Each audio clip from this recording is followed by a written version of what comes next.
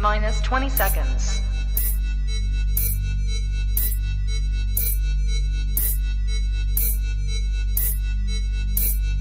10, 9, 8, 7, 6, 5, 4, 3, 2, 1, 0. Hello, welcome to Honey 3 and Pain.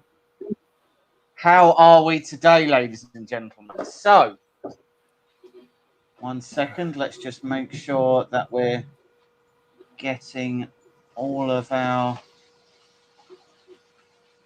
I'll just wait for that. 1 second.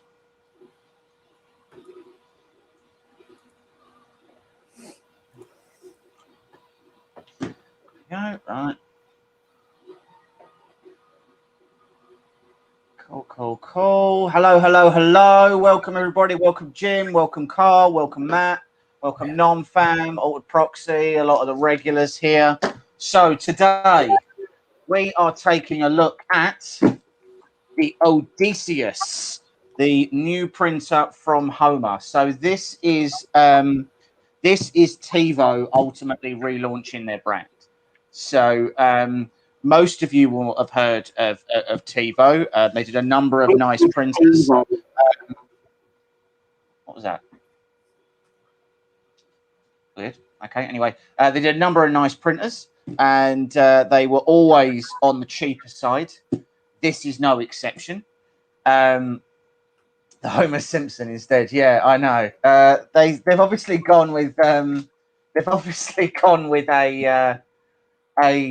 Greek mythology theme, which is, you know, makes as much sense as anybody naming anything else.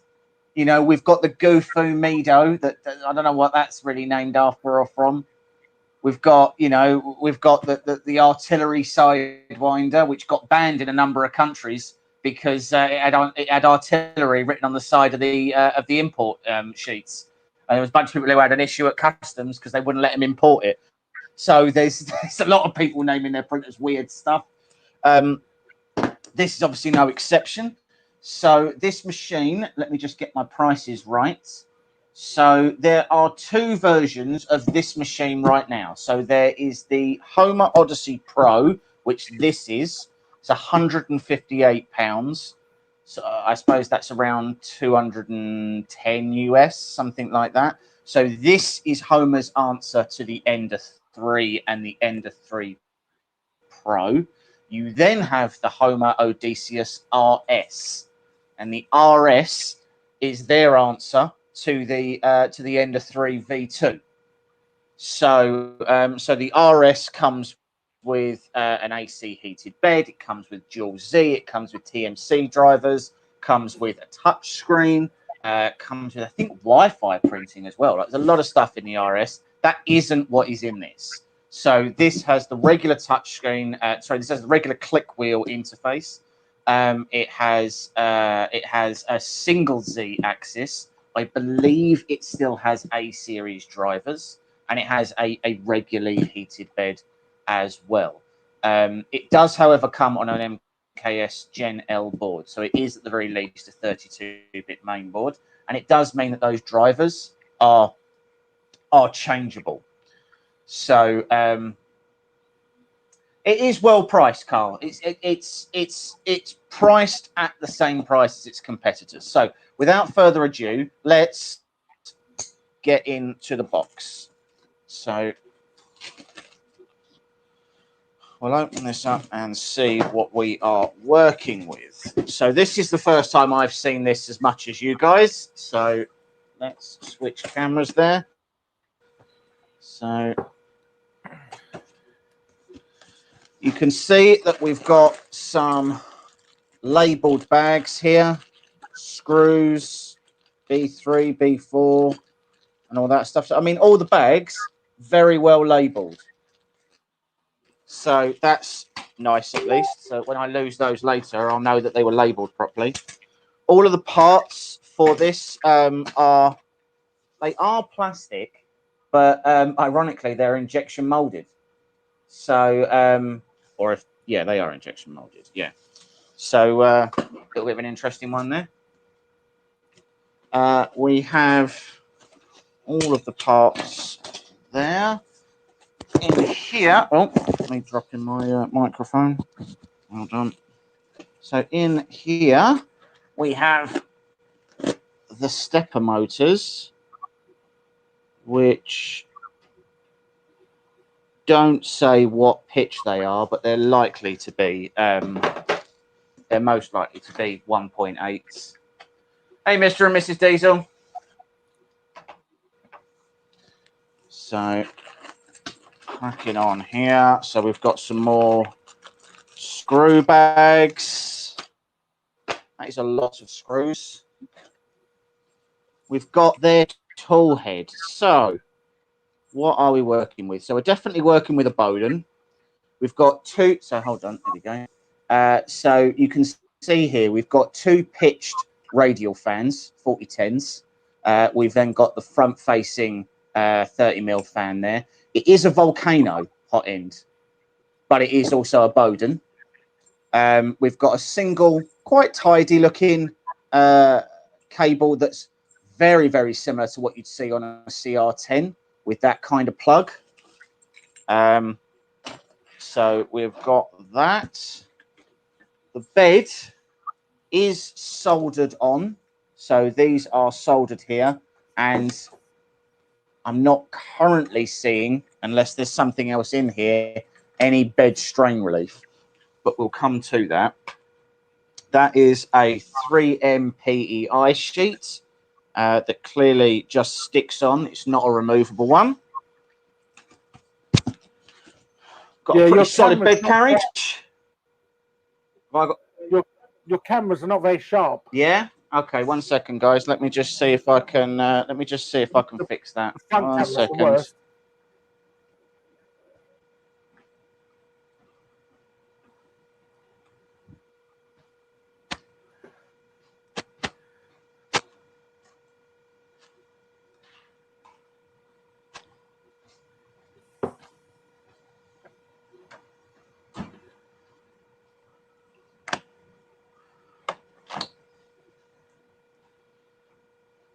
Let's see if that does any better.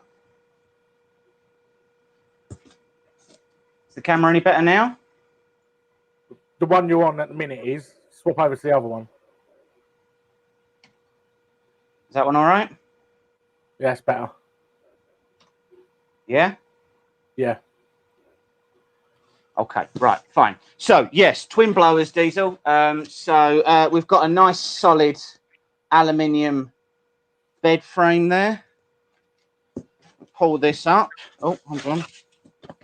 We come in here and we've got aluminium extrusions. So unlike a number of its competitors, this is about as build your own as it's going to get before you move into kit machines, it looks like. Pop this down here. I mean, the packaging is actually really good. I'm impressed with how well packed it is. We've got, yeah, so all of these parts, so all of the X-axis parts and everything, all of these bits, they are all injection molded. There's nothing, there's no metal parts to that. Oh, that's a long bit of Bowden there. Front plates. We've got more aluminium extrusions. Whew. We've got the heart of the beast, which is, again, injection molded. So interesting.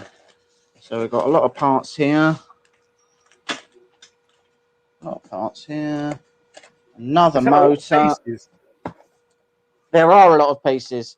What I'm more concerned about at the moment is so far, there's been no instructions. I haven't actually seen any instructions. So this could get interesting. So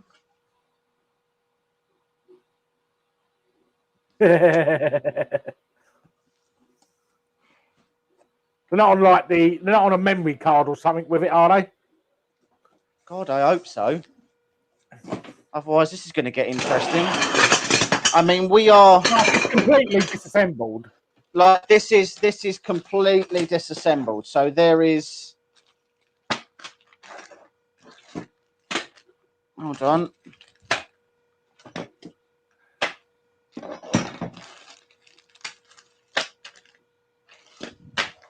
Well, the last time you built a printer, you run out of screws. I don't feel like that's going to be a problem. I hope not. So as you can see, 1, 2, 3, 4, 5, 6, 7, 8, 9, 10, 11, 12, 14 bags of screws. 14 bags of screws. Oh, sorry. 13 bags of screws, because this just contains your obligatory little set of things there.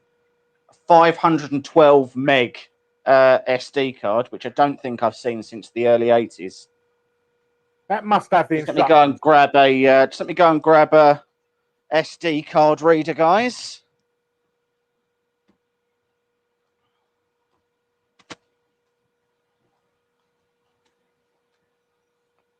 Well, I know this is not what we thought this was going to go ahead as. We was expecting this to be partially built.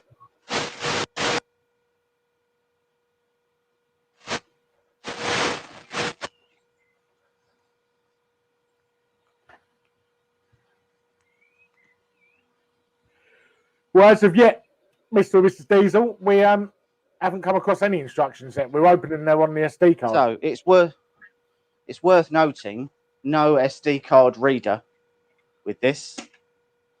Certainly not one that I can see. All right, let's plug that in, and let's hope to God that that SD card isn't corrupted. Tarantula Pro PDF. Welcome to your Tarantula Pro. So, let me just, while we're here, quickly share my screen. So this here is the Tarantula Pro instruction manual.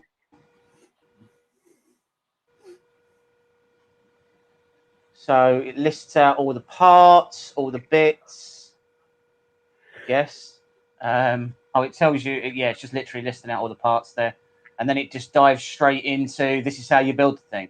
I mean, to be fair, as instructions go, they're actually pretty good instructions. Like, they're step by step. They're showing all the everything that you need. All of the bags are labeled and things like that.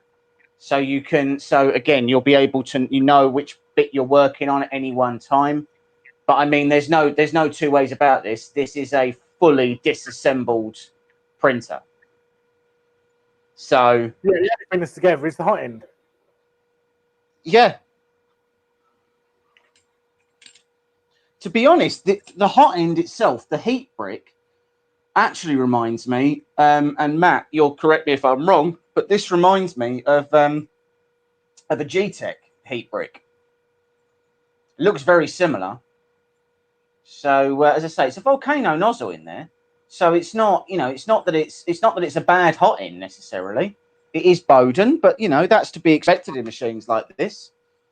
So Jesus, I guess we just start building it. So I'm going to be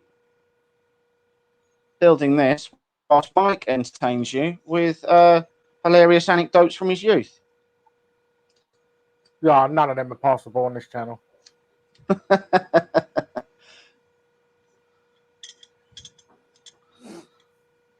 can't even get the tape off. That's not a great start, is it?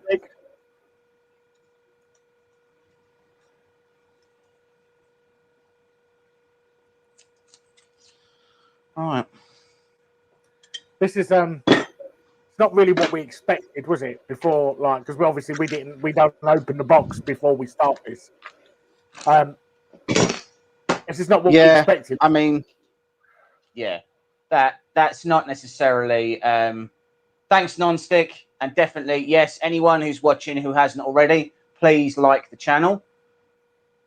No, it's a V-shaped hot end, but it looks similar. No, sorry, Matt. I meant the actual heat break on there. Sorry, not the heat break, the heat sink part. This bit that looks really similar to how G-Tech have theirs. Just the actual heat sink, because that's quite a thick heat sink. But anyway, right. Let's get these on each side, and we will start out with this one in the middle, and these,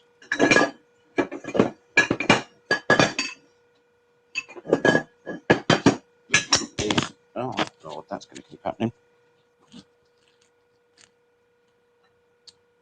All right.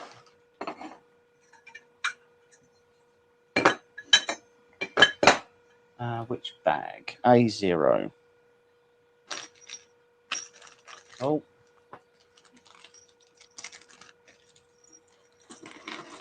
They do give you Allen keys. Unsurprisingly, I won't be using their Allen keys. I will be using my my little screwdriver set, just because it's easier. And because it's new. And because it's new. And it's blue, so you know it's good.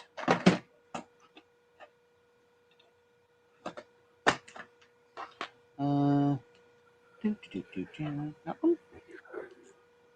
Okay. Right, so start as you mean to go on by only roughly referring to the instructions. Oh, comments have gone off there. There we go.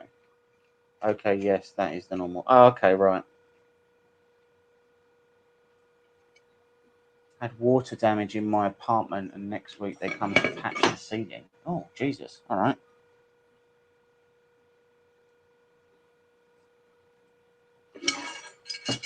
So Tevo have, as we said, they've reinvented themselves as Homer.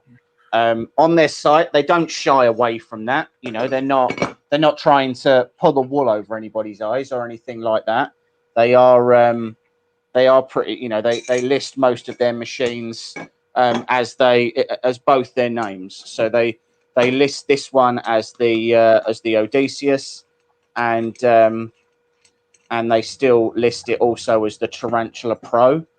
So the Tarantula Pro was always the sort of the alternative to the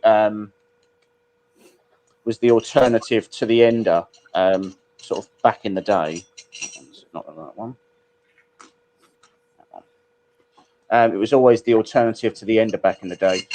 And Tevo for a while had a real cult following, didn't they? Yeah.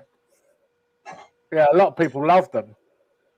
They were a really, or they seem to be at least, they were a really popular brand. Like there were a lot of people who were really like dedicated to them.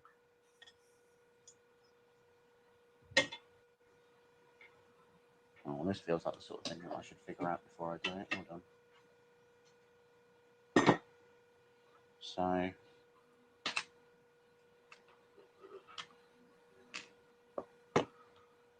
So hold on. So M20s. Which one of these is 20? Well, they're 30s, so it's got to be these. But they had a real sort of cult following. They were really popular, like the Enders were. And then they just sort of stopped being popular. They had a few issues, so they had some quality control issues and things like that. But I have to say, like, they had no more issues than Creality did they? Yeah. Because the only difference with Creality the same is problems, it's a much bigger community to solve their problems. Yeah, and that's what I've said before. Like we do when people do ask what's the best sort of first machine to buy, the answer invariably is is an Ender 3. And the reason for that doesn't really have that much. Yeah, guys, absolutely. Drop likes. You know, don't forget to like and subscribe. They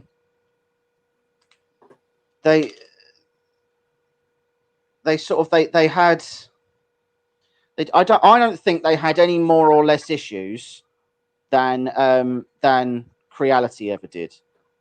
I feel like they had the same problems that Artillery had. Yeah. It just seems that that Creality had. It just feels like Creality managed to rely on its community enough to resolve a lot of those issues, and Tevo just didn't. And it goes to show that it is actually you guys. It's the community. It's the fans that make or break a lot of these print companies.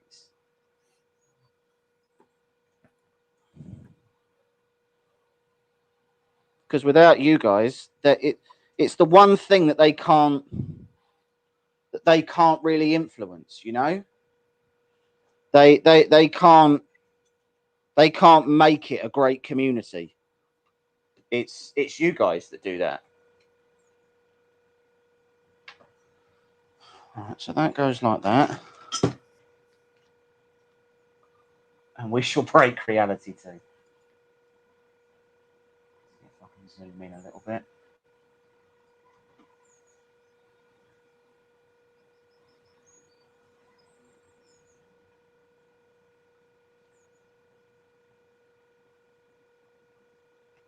So that goes like that. I think the last few unboxing videos we've done, we've got too used to pulling the printer out, putting a couple of bolts in and putting the print on.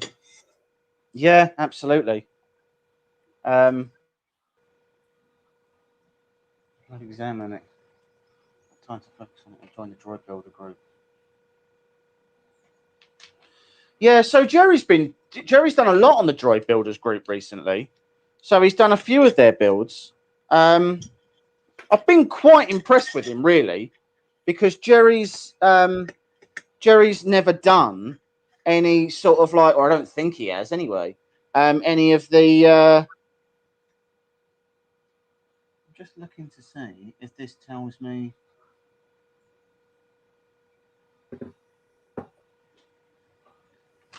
Just trying to figure out which way round this should go. Well, I'm saying it's this way. I believe in myself. Have you ever heard of a guy called Guru Larry? I don't know if that's a good thing. He sounds a bit like him. I don't know who Guru Larry is, but I feel like that's offensive. I've never heard of him. Actually, I'm going to Google it.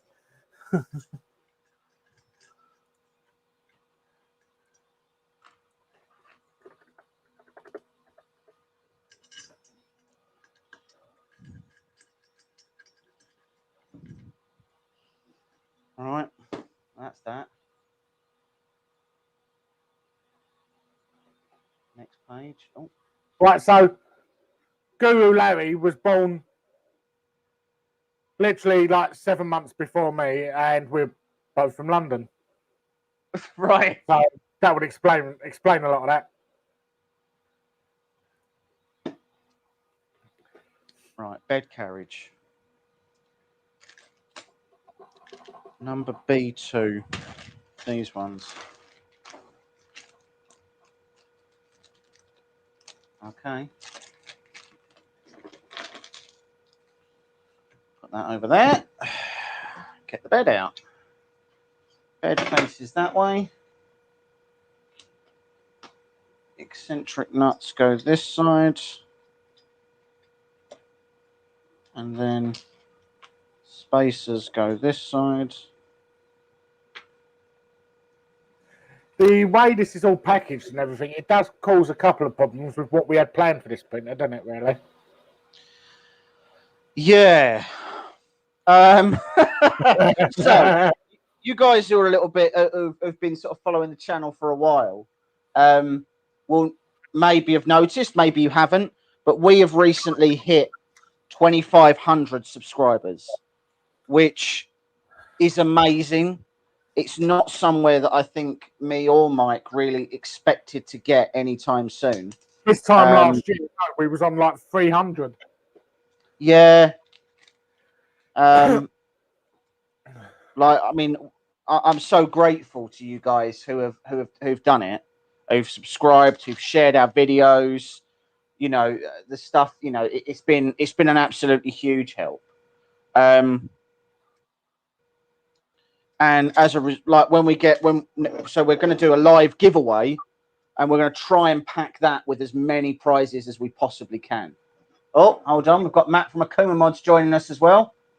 Hi, Matt. This is terrible. Hello. This is terrible. What is it? It is the Homer Odysseus. Oh, it's a Tevo tarantula. It is Tevo's relaunch of their Tarantula Pro, and it's in precisely 1 million pieces. I can see that. They built the hot end for us. You literally have to put together the bed. This is hard. Everything. Yeah. Hold on. Let me. There we go. You know. So yeah. So like nothing on it is assembled. So it comes in. It comes in as many parts as really it could have done. So it's becoming an interesting exercise in patience that I don't have to try and put it together. There are pretty good instructions, to be fair. Well, that's at least good. And they're not. Back to what we were saying about the giveaway. Yeah. Sorry. Yeah. So we are going to do a 2,500 subscriber giveaway, and we are going to be doing. We were originally going to give this away. However, I'm now very conscious of the fact that what that will entail is me taking this apart and putting it back in all of these labeled bags, which I don't know if that is, just by the law of averages, if that's even possible to do. So I'm reluctant to agree to that now. Well, what I usually do is like, okay, if you're assembling this entire machine and you're gonna end up giving it away, I would just try and package it as easily as possible to where it's pretty much already mostly assembled. We have got some other boxes and packing stuff and printers, so it may be a case we can break it down in half. Yep. And have we? Package it up that way. Well, we've got other things, haven't we? Have we? I don't think we have. I don't know what garage you're in, but I'm in this one, and it doesn't have any parts in it that I can fit this printer in. All the boxes from the other machines are gone. It's not like Matt's office. As soon as stuff's done, I get rid of it. I don't just throw it behind me. Sounds like a you problem, really. Hey, as you can see, you know, the tower of ANETs is slowly dwindling. Right. Thank God for that. So they give you this little spanner, which is really nice, except it doesn't fit these nuts. So that's real useful. So I'm using the very precise method of just holding these with a pair of pliers, which I'm sure won't cause any issues in about in a while.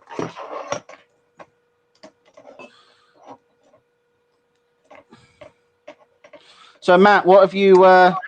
You just did the Solvo review, didn't you? Solvo S3, SVO3. Yep. SVO3. Yeah. Which is a CR10S Pro clone? In a way, yeah. It's slightly bigger. I think the CR10S Pro is a 300, 400, and this one's 350, 350, 400, but I don't even think that's right. I think it's actually like 370 by 350. So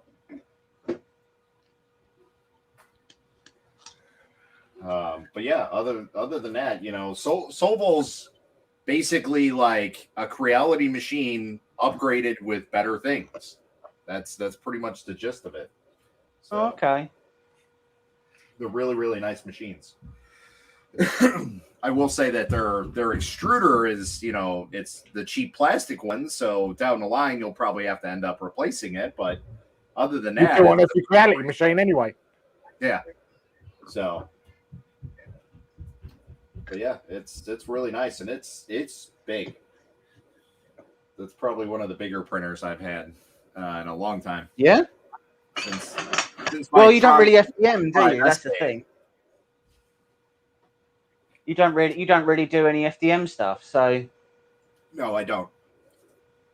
I just more or less do this for the companies, just to give my insight on it. But to be in all honesty, if somebody asks me about FDM printing, it's just kind of like I have my thoughts on the printers that I've done, but I don't know anything about any other ones and software and things like that. So, could I get into it? Yeah, I'm sure I could really easily, but it's a lot of work for FDM, in my opinion. Whereas resin, it's you set it and forget it, basically.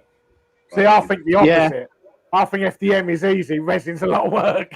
See, and that's how some other people see it. But for me, resin is much, much easier. So, next week we're going to Photocentric.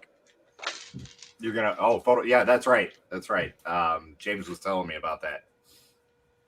So that'll quite be excited about it. To be fair, I'm interested to see what they've got. What you guys what need they're to do doing and stuff. is shoot that. What is it? The Colossus or whatever that is. Like yeah, so the Colossus they don't. Well, I don't think they do the Colossus anymore. Oh, okay. So I think they've stopped doing the Colossus. So they do 3 machines right now. So the machines they do right now are their dental. There we go. They do their dental. They do the Maximus, and they do the Magna. So the Maximus is a 43-inch screen. That's the one. Yeah. The Magna is a 23, I think, 23.8 or something like that. And I think their dental is I want to say 15. Yeah, I think that's right. Well, last time something we looked like at that, yeah. Which I mean, I'm still trying to wrap my head around how they're doing a 43-inch screen with that amount of pressure, and it not. I know for one the build plate is perforated, so that is absolutely needed once you start going larger prints. And that's unfortunately one of the downfalls of it, because I'm a person that likes to print directly on the plate as much as I can. But yeah, when you start getting into bigger machines, there's that whole issue where you have to have those holes in there because there's too much pressure. And it will end up cracking the screen every single time it goes down. So, yeah. So it just seems like such a huge. Like, I just don't understand with the weight of the resin, with just the weight of the what's name, the weight of the resin that must be in the tank. Like, it just seems. Yeah, that just seems absolutely massive to me. I mean, obviously there's applications for it, and obviously there's use cases for it because they're selling them. So, so there's obviously a point to the machine, but and again, quite obviously, it's not a domestic machine.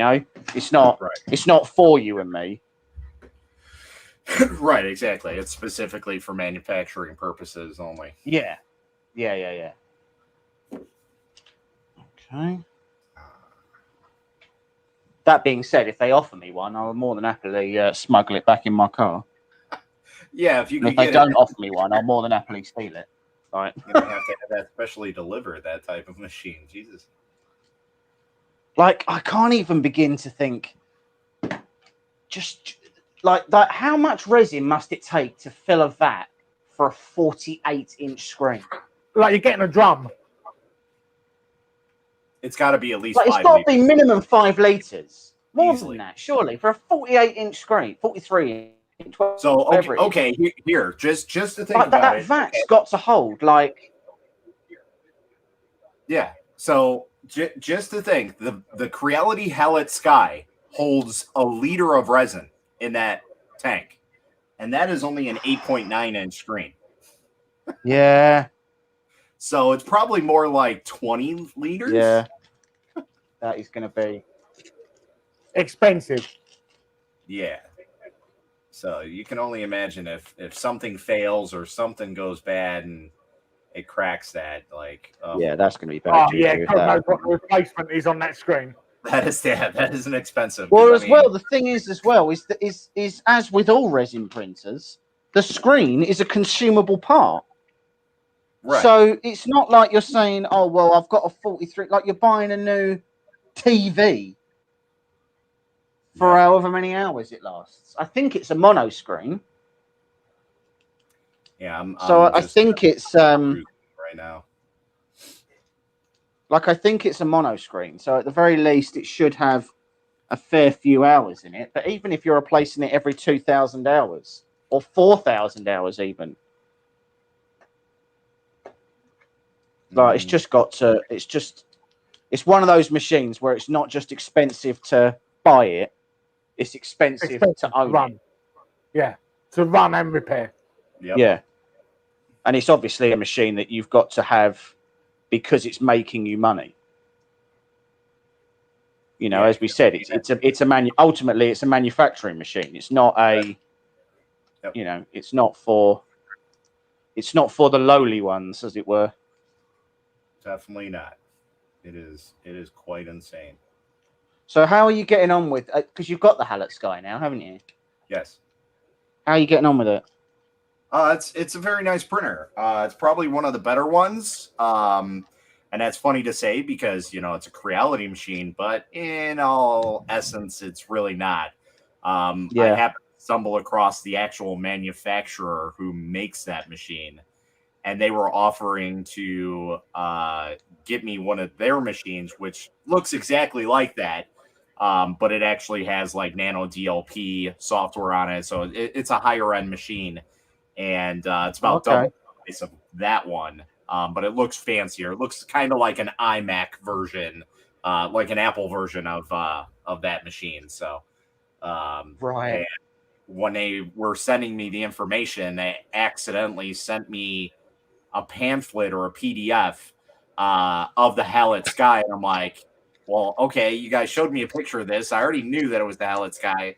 Now that I make the Hallet Sky for Creality, so yeah. At least with my model, yeah. At least with my model, you know, that's very good. But I've been getting reports that Creality is kind of dumbing it down, which is it's a good but a bad thing because for those who are resin enthusiasts, we like to have as many options as we possibly can to make sure that everything goes right with like lift speed and cure times and light off delay. Yeah, and basically all the options that we could possibly have. Whereas Creality is basically taking that all away from the machine and dumbing it down to where it's just like your base layers and your normal layers, and that's pretty much it. So yeah, so it's I guess it's kind of similar to what FlashForge did with their Flash print software. Yes. Which is where they basically just said, yeah, you know, it's not that we don't trust you, but you can't touch a bunch of stuff. Like, right. Yeah, and like I get what they're trying to do. They're trying to incorporate their online printing service to basically make like this huge online service that anybody could just click on and go and print, and it'll do everything for you. So ease of use is more or less what it is. Yeah. In necessarily, you're taking a very, very good printer and bringing it down to a very basic, cheap printer. Yeah. So you're bringing instead of being able to produce prints on a spectrum, you are going to consistently produce average prints. Yep. Don't expect it to be amazing, because it won't be amazing, but it will be average. It won't be bad. It won't be good. It will just be fine. Yeah. And with like, there's only 3 of us that have these machines that are basically untouched. They're the first alpha version of them, and basically it's set to the maximum possibilities of printing speeds. So I don't know if you guys peruse the groups and seen something called like zoom settings. Right. Yeah. Basically, that was a big thing with like Elegoo Saturns when they were in like their 3rd iteration of the Saturn, and people found these super fast printing settings. Well, the Hellet Sky has even better settings than that, and it's stock, so you don't even have to modify it. Like, it's at its fastest possible printing speeds that you can do right out of the box, at least with my model. So what do you if anything, what do you sacrifice to do that? Do you sacrifice quality, or do you sacrifice consistency? Usually you would sacrifice quality, but with this type of machine, with what it provides, like the T8 lead screw, the ball screw, because of that, there's less movements that need to be made on the printer. Whereas like a regular printer, it's basically like a 2-to-1 step ratio. In terms of like a normal printer, where you go up 2 steps, then you go back down 2 steps, whereas the Hellet Sky is 1 step down 1 step. So so in terms of quality, you're not really sacrificing anything in terms of that. Like it can print at a maximum speed and still provide the highest quality of prints that you could possibly have, which is pretty impressive. But it does beg the question as to why nerf it when you release it. Like, why not make that available to everybody? Yeah, and that's basically comes down to, they want to do one specific thing, and that's it. And it's gonna come around and bite them, because they're gonna play with too many settings, and it's gonna make the machine disastrous. So it just feels like all that's going to end up happening is that people are going, like, Cheeto Box is eventually going to come out with a format that will work. Do you know? Like, I know that lots of no. Something happened there. Not going to support it. Yeah, something must have happened there, because I am in the process of have been for a couple months now, testing out Cheeto Box Pro, which is kind of nice. And I had reached out to them shortly after Lychee reached out to me about supporting it, and they straight up said, no, we will not support that machine at all. So I was like, okay, something must have happened there to where Creality basically lost them as a potential business. So do you think it's that originally they were going to work with Cheeto Box on a main board, and then they chinned them off, and Cheeto Box went, okay, cool, now never talk to us again? Yeah, it's a good possibility, because I mean, it's not a Cheeto board. It's not really any board that's on the anywhere that's around. It's a completely different board. It's way beyond what you need for any resin printer. I don't care what size it is. Just in terms of like the processing power, like it is insane. So, because I'm pretty sure it's got an ARM processor in it. Yeah, it's got a 64-bit ARM processor. It's a specific board. It's not even a Creality board, like not even branded by them. I'm sure at some point Creality will develop a board once the whole silicon shortage thing, stops happening.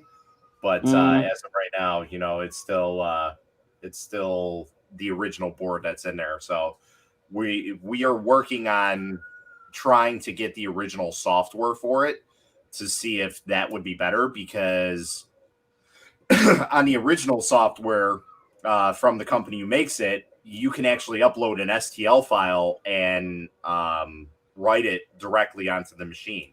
So it has its own onboard slicer. So Sorry. So it has an onboard slicer rather than like a cloud slicer, like Nano DLP Well, yeah, does. it also has a cloud slicer, but like if you're in a pinch and you're like, I don't have I can't have a software, you know, because like some people use Chromebooks, so I can just Yeah, download an STL from Thingiverse, throw it on my machine, hit slice, it'll slice it up and add the supports where it needs to, and print it right there. No need to have a slicer at all. that's pretty cool. Change the camera over to the parts so you can see the parts a minute. Yeah. So you'll be able, like, it'll show you the part on the screen itself, and it'll size it correctly onto the print bed and everything. And you can only do so much with it. It's basically like you got to make sure that the print is orientated correctly. So obviously, most of the time we know when we download stuff from Thingiverse, you know, like the prints are, you know, upright when it can actually print flat, or it should print flat. So that's the one downfall of it, is like if you pull a print off right away, You get that with files that you buy. yeah, Like they have ridiculously. I'm actually doing at the minute. You know, one of them book nooks. yep, You've seen them before. So this is the Harry Potter one, a Diagon Alley. yeah. Bearing in mind, a lot of these parts are 300 mil tall. They're only about 100 mil wide, and they're like 6 mil thick, and they appear on the bed standing upright. Oh, They're completely flat. wow. Right, Yeah, so that would be a problem. Yeah, so that's the only like downfall if you're using it for that way, but it's more or less like in a pinch type thing that you can utilize that. I have had some printers. I don't think I got any more that actually have an onboard slicer. I mean, the WeBox Formlabs have an onboard. Does Formlabs have an onboard slicer? I can't remember. You know, I have no idea. I don't know too much about Formlabs, to be in all honesty. So let's see here. James, show us the other camera a minute with the desk. So is that blue thing? Is that the power supply? No. Where's the power supply in that?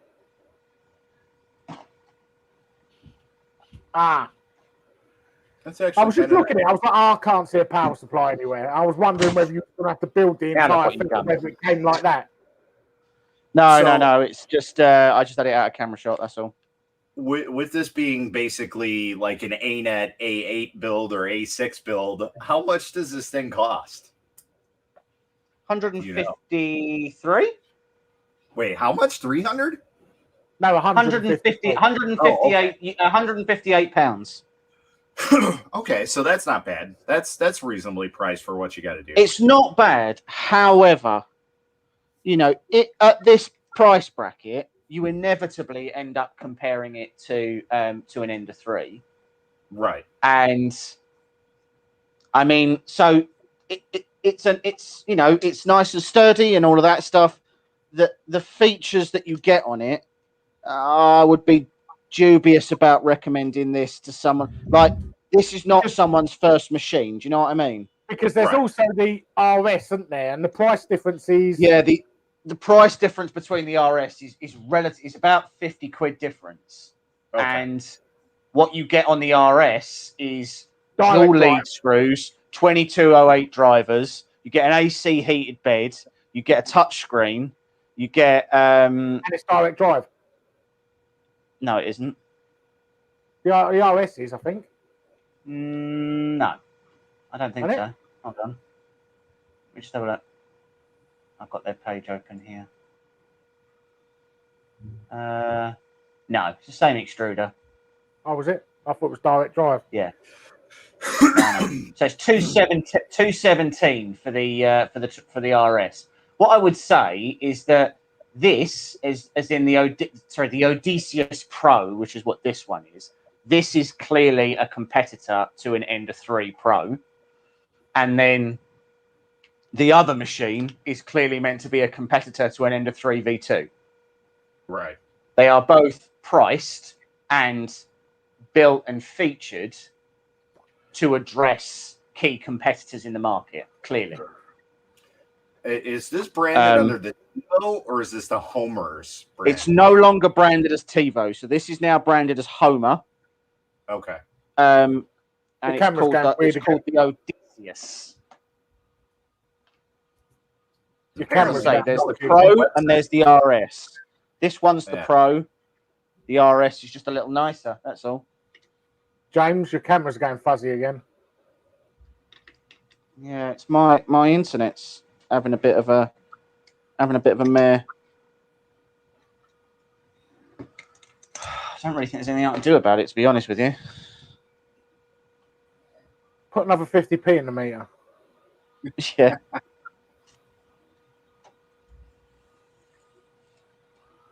Wow.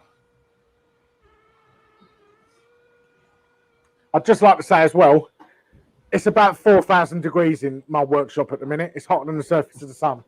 Yeah, it's pretty toasty here. Our humidity right now is about 97%. So I'd say it's about 115. Lord. Here. Like, it looks like I've got my hair gelled, but what this actually is sweat. Right, hold on. So that's that. Huh? Yeah, that's better. And this goes this side. wow. Like, You know, I'm just I'm looking on their website, and they have this new printer that they're coming out with called the Hydra, and it looks really nice. But you know, thinking in terms of what a Hydra is, it's definitely not a Hydra. well, but- so the reason why it's called the Hydra is because you can buy a laser head attachment. right. So That's their thinking is multiple tool heads. What's got Yeah. multiple heads? A Hydra. open source software. I'm curious to know how true that is. Well, I mean, I'm pretty sure their open source stuff is just Marlin. Yeah. They just released their Marlin config. Let's see here. Oh my God, they got a Core XY. Say what? No, No, I don't think they've got a Core XY. they have a listing for it, but when you click on it, it doesn't show any Core XY printers. Oh, okay. That might be something that's in the works. I know they haven't got stock of everything at the minute, have they? Right. Yeah, I know, but they'd have a listing for it. They also have They listing for SLA and DLP printers too, which that'll be interesting. Which they don't have. Yeah, they definitely don't have those. Yeah. The one that I'm really interested in is the Little Monster. So the Little Monster is their Delta, and So it's it's like a 500 340 bed and 500 tool On the Z. on the Z.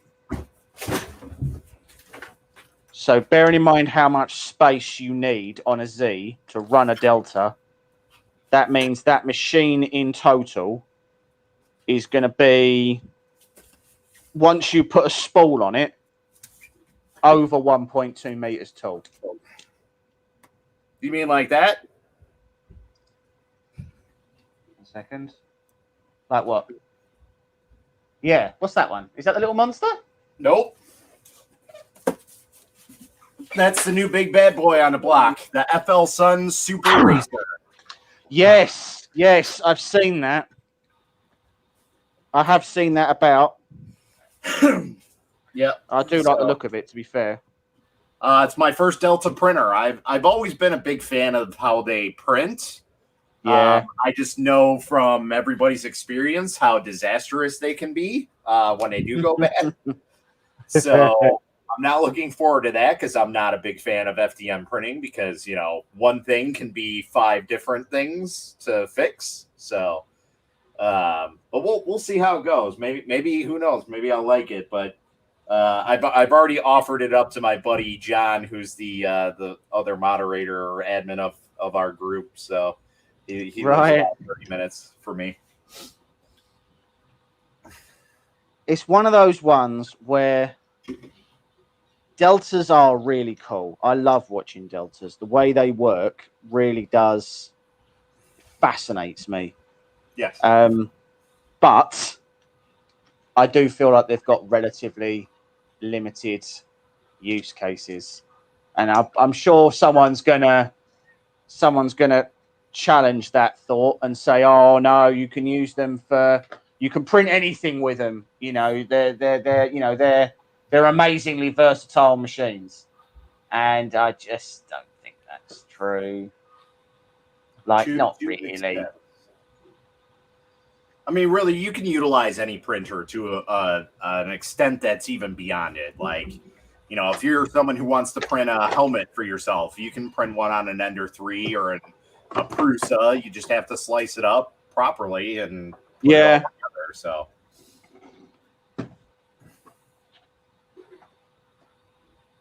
let's see.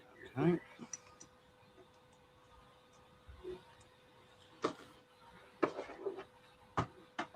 I'm just trying to figure out how this is supposed. Oh, okay, like that. That doesn't feel right.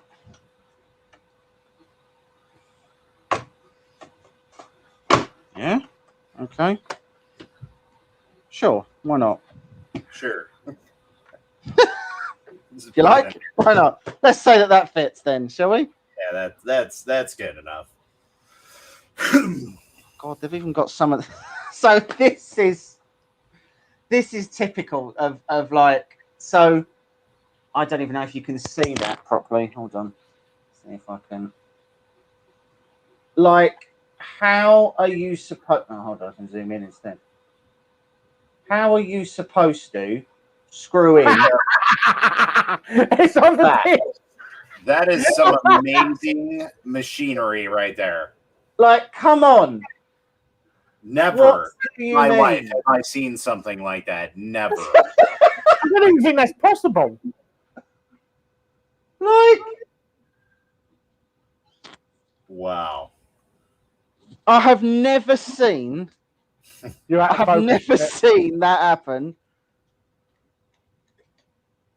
Eccentric head. Yeah, that's just when you think you couldn't be more surprised. Your camera's out of focus a bit. Oh, okay, hold on. Yeah, so non-fam said an eccentric head. Yeah, that's basically what it looks like. Perfect.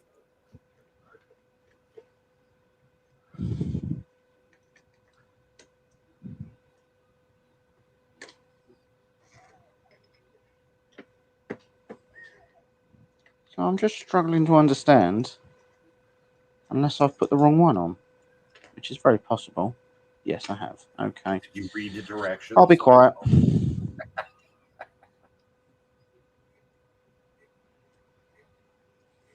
I mean, this is going together all right. I do feel like I'm doing somebody else's job. Yes. Like this shouldn't be down to me. Like this should be Juan's job. No, because as we said, we've been spoilt. The last few unboxings we've done, there's been sort of 4 screws to do up. Yep. Yeah, I agree. And I mean, you are right. Like generally speaking, we have been very lucky. You know, the last couple that we've had have all been like basically pre-builts. Well, the Goofy was entirely built. Well, yeah. I mean, it does feel like they could have made half an effort and like made something though. But there's no reason they haven't made any of this so far. Couldn't have already been done and boxed as is. Yeah. See, I feel like, I mean, Matt, you're probably a bit more au fait with what matters in shipping than I am. But like, what really matters in shipping is the weight, isn't it? Yeah. So yeah, like it weighs the same regardless of whether or not you've regardless of whether or not it's built, it weighs the same. So like it does feel like that was a bit of a touch unnecessary, maybe, of just someone going, well, I'm not building it, and someone else going, well, I'm not building it either, Steve. And they go, all right, well, then no one's going to build it, and we'll make them build it. Then we'll see who's laughing. The Odysseus Pro. All right, let's take a look at this. So, as of just looking at their website, this is $225 US. So for that, which I will maintain, I don't think is a terrible price for the machine. I mean, it's not a bad price, but for what you're doing, that is a little bit much, in my opinion. Like the last time I built a printer like this, or like this, like that was an ANET A8. So, and it took me about 9 hours to put it together. So, I'll say this much: it isn't going to take me 9 hours to build it. Like I am getting there. But saying that, I also do know how, I also do have. I know it doesn't come across as that most of the time. I do have a degree of experience. Right. Like I know how a 3D printer goes together. I know how it works. I know how it, I know roughly where most things should go. So it makes sense to me how a lot of this goes together. But it does feel like this is not a machine that you could recommend to a new person. Like this is not exactly like you're saying. Like for someone who's done this before and knows what they're doing, yeah, this is probably a good price. Like this is just something I can put together on a weekend build. But if you're someone new getting into it and somebody suggests this printer, I personally don't think it's really worth their time and money when you have, things like the Voxelab Aquila, the Ender 3 or Ender 3 Pro, the GTAC 810s. Like those are pretty much almost assembled systems. You can even throw in the other Neptune too. Or the Anycubic i3, like those are all. Yeah, I mean we've got the longer LK4 Pro, and that's the same. That's they're very similar. And the FAM 260, which is although it's like an ender-sized bed, it's a big printer, and that was basically just joining the two parts together. That was it. Yeah. Like so, if they can ship that in two pieces, which is a heavy printer as well. The last printer I had that was like this was I had the Anycubic Delta, the smaller one. That literally came like this. Even the wires were all. You had to run all your own wires yourself and everything like that. Which is not what you need when you're building a Delta. No, like that's not the kind of stress that you need to be introduced into your life. Like. There were so many pieces and just like a roll of wire. Yeah, that's pretty bad. I mean, don't get me wrong. This is a really nice looking printer, but just would have been nicer to pull it out of the box and then just put the gantry on. Yeah, like that. At this point, even throwing out the Ender 3 like that, like. By this time, most of the companies, you just put the gantry together. It's a total of maybe 6 to 8 bolts. So this has been going for an hour and 3 minutes. You would have had a test cube off something by now. Yeah, exactly. Like you're only halfway through the build, if that. Yeah. So. I'm going as fast as I can, boss. That's you knowing what you're doing. So you can imagine that's. Well, I mean, let's use that term very sparingly. At £150, it's the sort of printer that someone who's starting out would think it's quite cheap, and I'm not being funny, but it's a striking colour. Yes. Yeah. So someone is likely to come along and say, "Yeah, okay, I'll go for that," not knowing that when it turns up, this is what you're greeted with. Yeah, and this kind of goes back to the whole thing. Like people were asking me, well, why do you buy like the Amazon return printers? Like, because things like this, like people see these machines, they buy them off Amazon, and then they're like, oh, I'm not going to build this, pack it right up, send it back. And, you pay maybe a quarter of the price sometimes, depending on the model, and you get a brand new machine that's hasn't even been touched. Like, okay, I have 1, 2, 3, 4. I had 5 ANET A8 pluses. They're literally brand new in the box. Never been touched. So here's the next question. Then have I got to open this up to plug everything in? I do. Really? So you just did all that work for nothing? No, you have to open. No, the bottom of the box comes off. But like okay. to plug everything in, like you have to take the control box off, or you have to take the lid of the control box off. Sorry, Gotcha.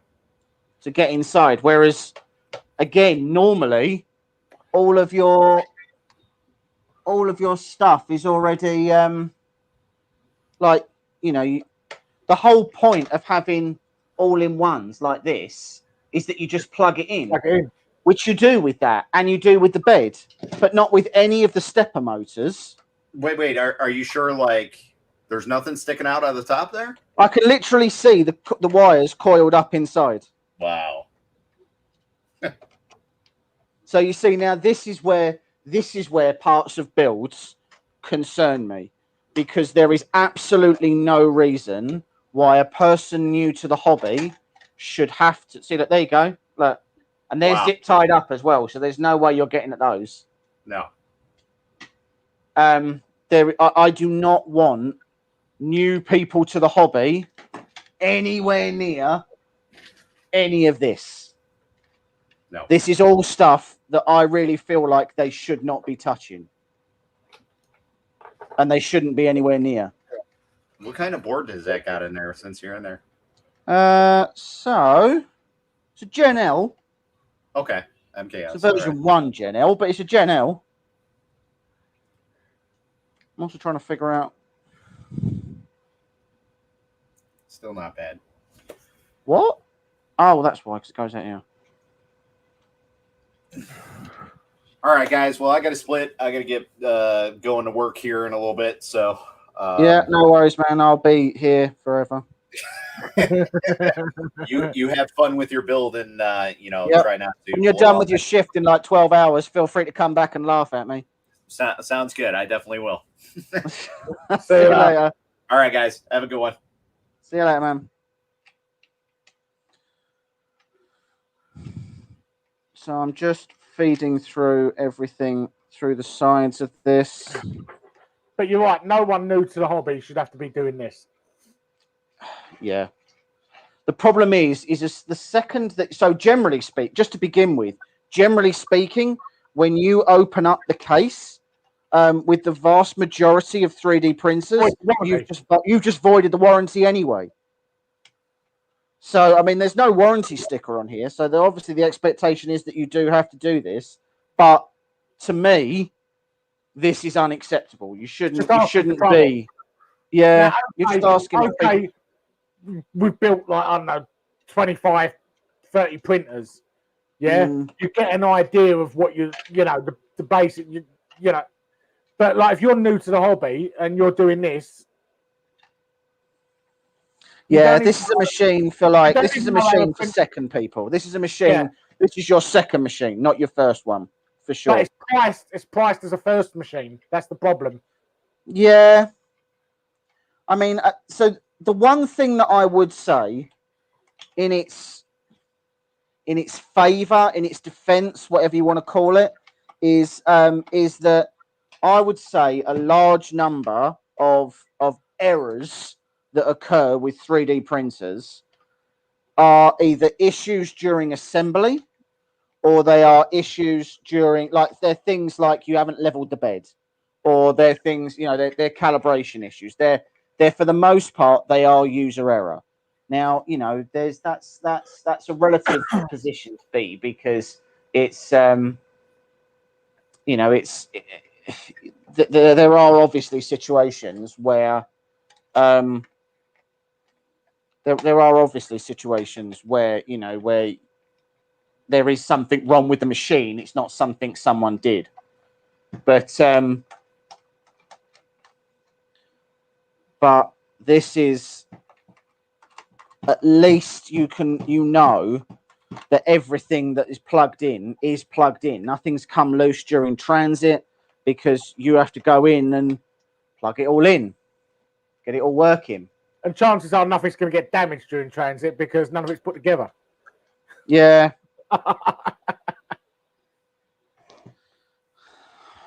Right. So now that everything that I have just done there should already be pre-assembled. Should already have been done. Because that there is no reason why I needed to do all of that. Because now all we have is this relatively low profile, right? All the wires are run out and all that stuff. That is how that should arrive. I'd argue that it takes up the same amount of space as all the parts do separately in the box anyway. Yeah, possibly. Possibly.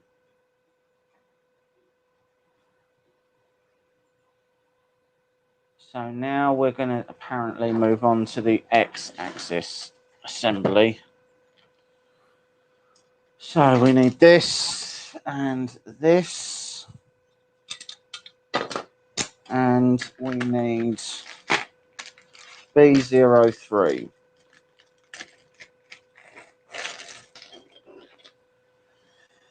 So we take this. And we go.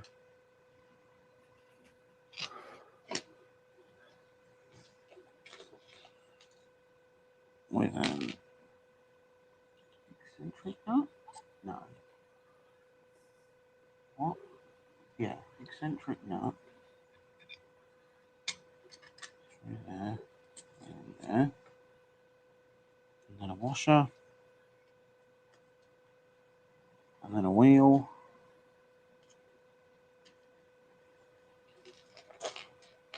And then a washer.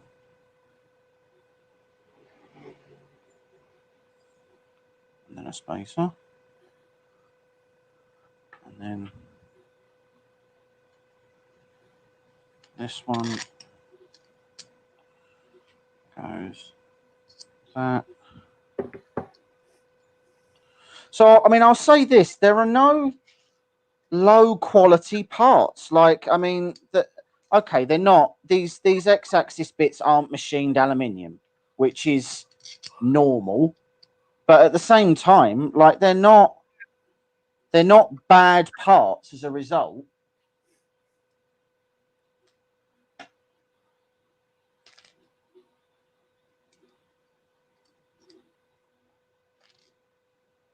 Although, unless I'm blind.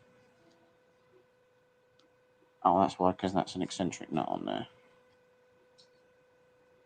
All right. Then we take this, which goes that way. And they all go on like that.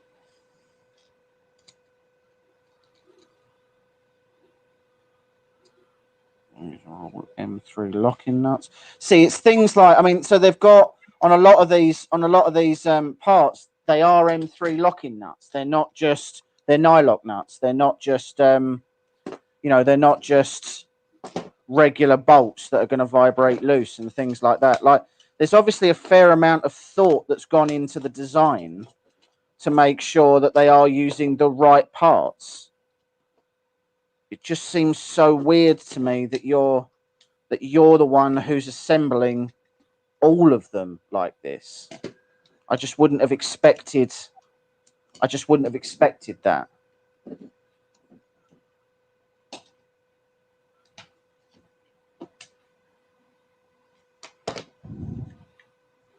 I'm just trying to get this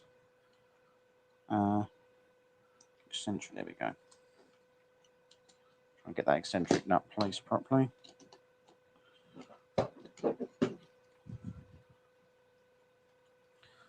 See, again, so it's things like, so take this for example, right? So this is obviously your X carriage, right? So it's got the front plate, it's got the back plate piece there for the X axis. That's where the extruder motor goes on, and there's absolutely no reason why I just had to assemble that. Like, there's no reason why I should have just had to have put this together. Like, why?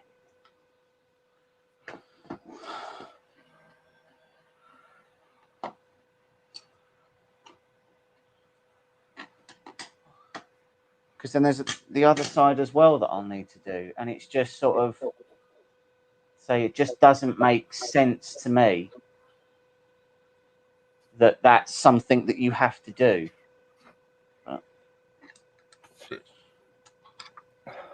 How's the BLV cube working, Mike?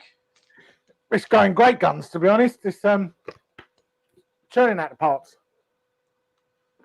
Good. So for those of you who tune in regularly, you'll know that me and Mike built a BLV cube. You'll also know that we had a couple of initial issues. Mainly screws. Yeah. So we ordered the wrong size extrusions, unsurprisingly. It wasn't my finest moment. The aluminium extrusions were 5 mil extrusions, not 10 mils. Sorry, not 6 mils. So it meant that none of the peanuts that you would normally use would fit. So I had to use about 500 million bolts, which I'm not going to lie to you, took a really long time to do. Took a little while. Took a really long time. An upsetting amount of time would be what I would describe it as.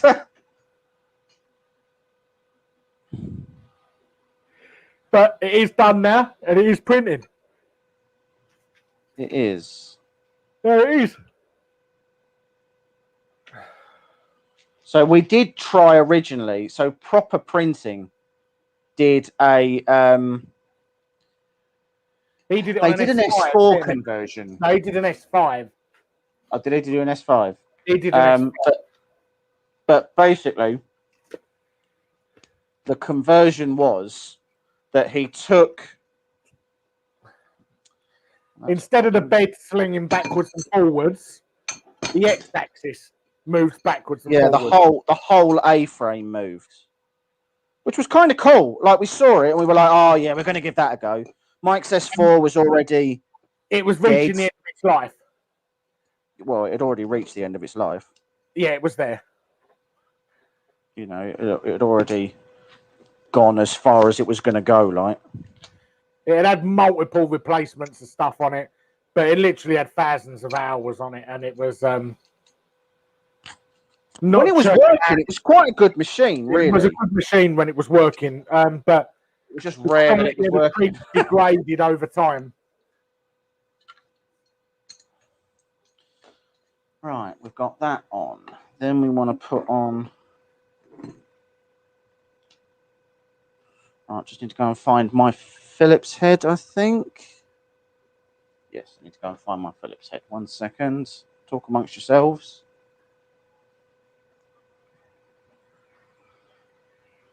Mike, why don't you show him your Mammoth? Yeah, so the Mammoth, you see, I started printing it or painting it on Sunday. I'll wait till he gets back so that he can make the screen bigger and you can actually see it. But the Mammoth is finished. I've just started working on the base. I'm going to be pouring some epoxy because I want to make part of the base ice. So I'm going to be pouring some epoxy. And I had some epoxy. And I thought, lovely, I'm going to use that. I got it out earlier and it had just gone completely solid and that's no good. So I've got to order some more. I have started painting the base. The base is going to be really easy to paint, to be honest, because I've picked out some rocks and boulders on it. The rest I've literally just messily painted white. I'm going to pour the epoxy. Then once the epoxy is all dry and everything, I'm going to give it a coat with the airbrush of like a light blue. Pour a second layer of epoxy on that. I'm then going to use a Dremel to put some cracks in the ice. Paint the cracks white, and then the whole base is going to have fake snow all over it. So I don't know if you want to make the screen bigger so that people can actually see it.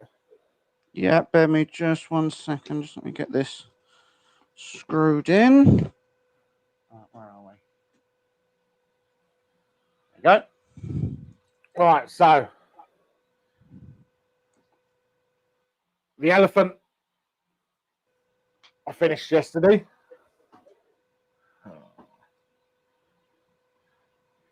So unfortunately, the camera don't really pick up a lot of the blending on the fur and stuff like that.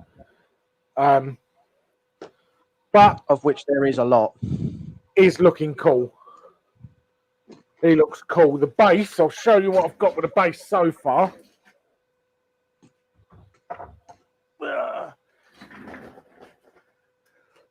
So, granted, this looks messy at the minute. Because all I've done is I've painted the rocks and dry brushed them and stuff like that. And then just literally slapped a coat of white all over everything. I didn't even mind if it didn't even cover. So you can see there's a lot of the grey primer and stuff showing through on this. I don't even mind that because what that will look eventually, if there's any of it that hasn't got fake snow on, if the grey showing through, it looks like rock. That's how I'm going with that anyway. But I'm rationalising it. It's my story and I'm sticking to it. Yeah. Yep. So I'm literally just got to wait for some epoxy because in the middle part here, I'm going to make like a bit of a frozen lake.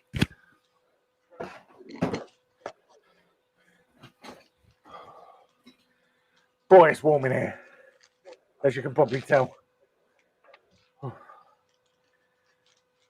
Right, you switch back now. All right. So this side of the x-axis is now on and done. I'm just not because I've got to put this on first. Hold on. Nearly skipped a bit. Oh, interesting.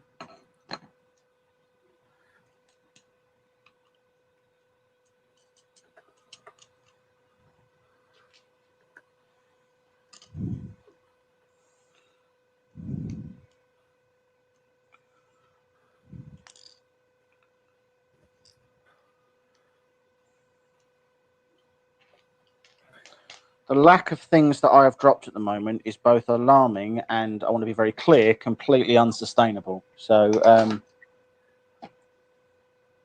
anyone who's thinking, oh yeah, he's not dropped a lot of stuff yet, you want to give it time. Yeah.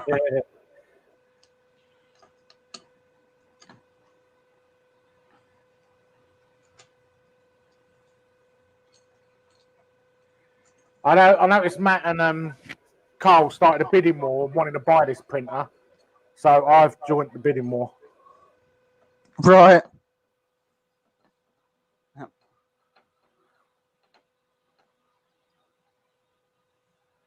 So feel free to just up my bid. Carl was on £56.50. I've bid £3,500. Right. So I'm just waiting Which is for quite an escalation, I'll not lie. Well, I'm just waiting for Matt or Carl to up their bid, and they'll be getting it in the post tomorrow. Right. For £3,500, I'll deliver it to them in person. There you go. And he'll carry on building it for you. Fucking won't.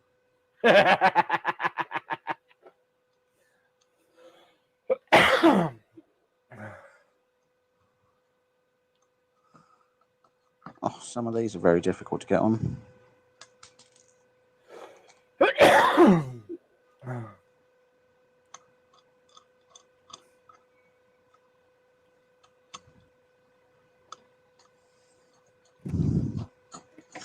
Right.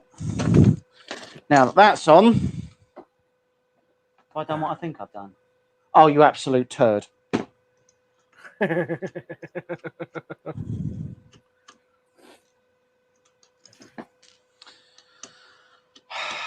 Well, I'll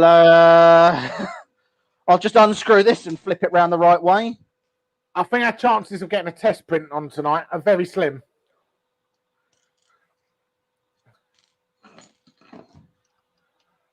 You hope it's made out of gold, Matt. Well, this insert's brass, so that's almost as good, right? It's the same colour. And if you want, I can throw in a couple of pots of gold paint. Yeah, you can paint it gold yourself if you want. For £3,500, I'll paint it gold for you.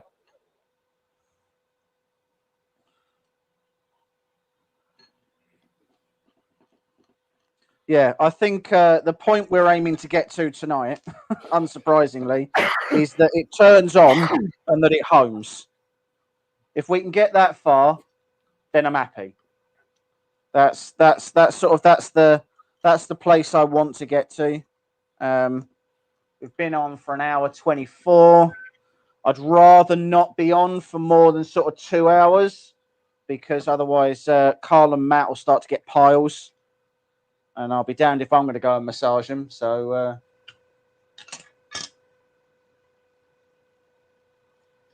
all right. I heard Max were like a full-on bunch of grapes.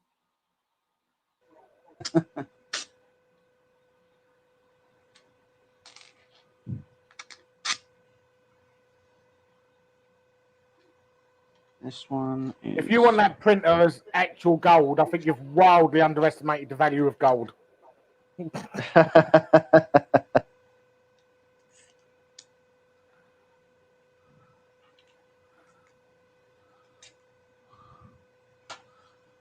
Spacer, wheel, spacer. Oh.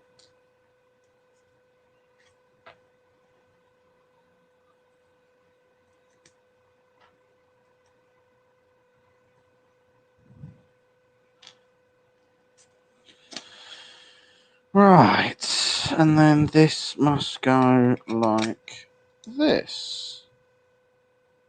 Are you sure? Sure. Oh God.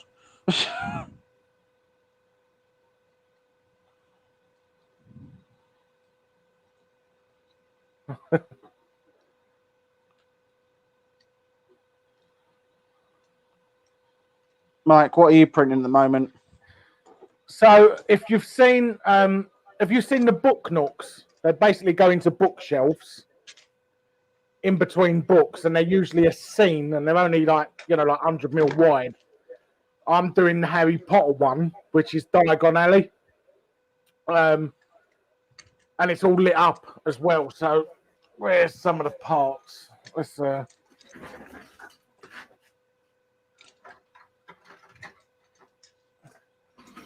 So imagine the scene runs like front to back, but this is like some of the parts. It's just the buildings down Diagon Alley.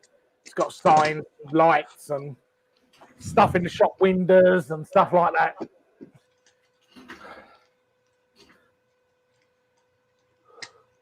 For something that's actually quite small, it's taken a long time to print. There's something like 60 parts, 60, 70 parts to this. Well, have you mainly been printing it on the FAM, or are you using other machines now? The FAM longer and the BLV. Fair enough. But the problem is you can't do full build plates because each one of these parts is specifically named for where it goes. Right. So when it comes off, I'm having to write on the back of the part what it is. Right. So when I did try and do a full build plate, and then it took me so long working out what part was what, I was like, it's quicker just to do them singly. Right. Right. So it's easy enough that behind all the windows in the shops, there's boxes that go behind the windows so that you can put an LED in there and it contains the light.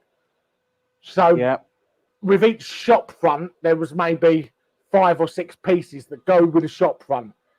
So then 5 or 6 pieces you can put on as one build plate because it's shop one. The face of the shop, obviously, shop one. The problem comes with it's got casing all the way around it. And the casing is all different. They all look almost identical, but they've all got slightly different screw holes and stuff like that. So they have had to be done one at a time and labelled as they're coming off the printers. Right.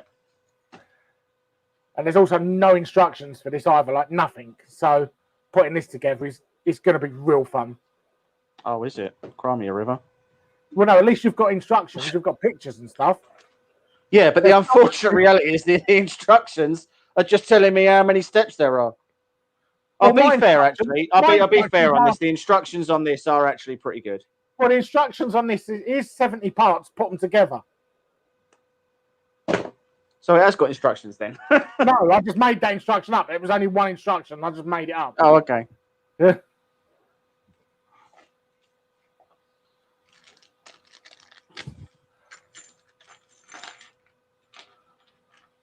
I'll just have a look. I'll tell you how many pieces are in it.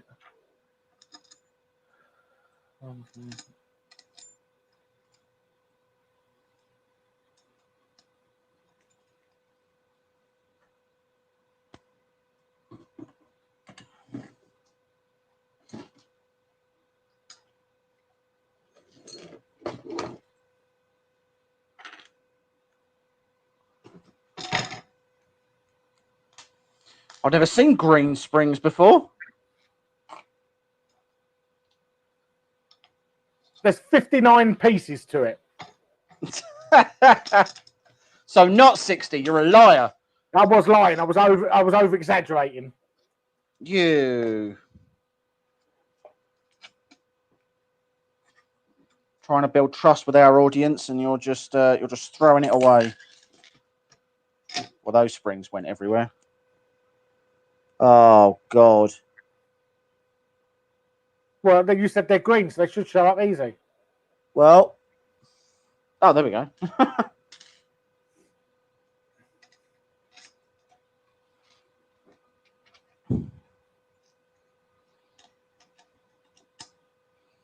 I did say it was unsustainable for me to. Yeah, that spring's quite a large thing for you to drop. It was easy to spot. It's when you drop the smallest nut or the smallest screw. I don't know why you make it sound like it's always me. You drop stuff too. No, I don't. Yeah, that's fair. I've got full control over my hands.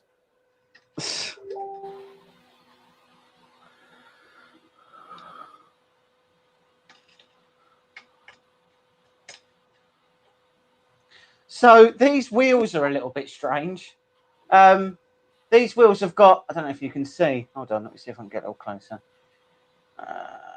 These wheels have got little numbers on them. And I have absolutely no idea what those numbers correspond to.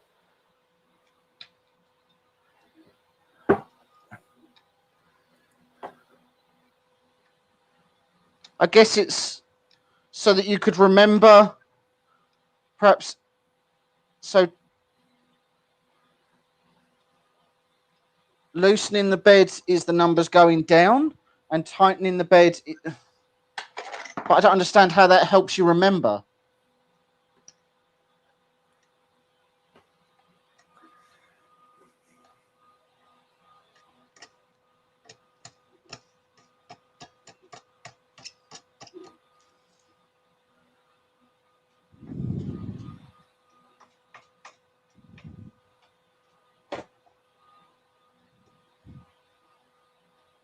Oh, that's an interesting feature.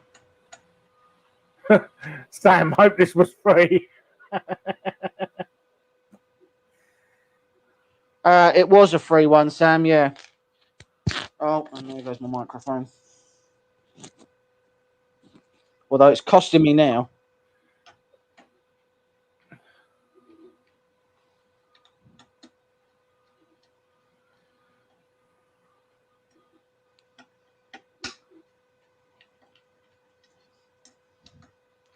So to be fair,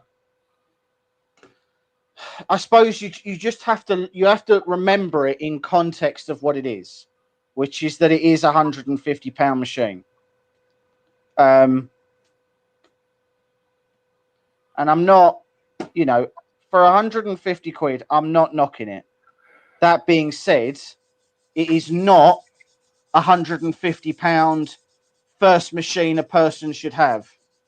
It is a £150 second or third machine that a person should have. This is just not a machine. The problem is it's priced as a first machine. The problem is it's priced as an entry level machine. Yeah.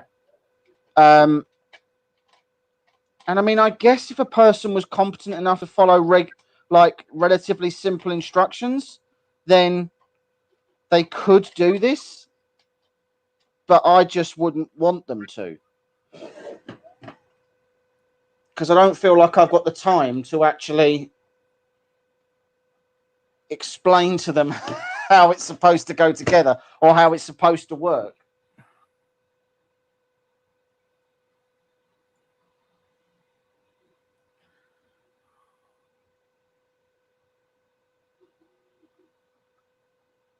Right. Okay, so what are we doing now then? Now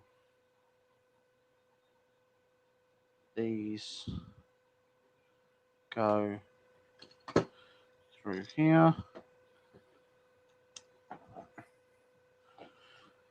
To say there's just so much stuff that I'm doing that just feels like stuff that I just shouldn't have to. And maybe you're right. Maybe it is that we're just spoiled. Maybe because there's now so many machines where you don't have to do this.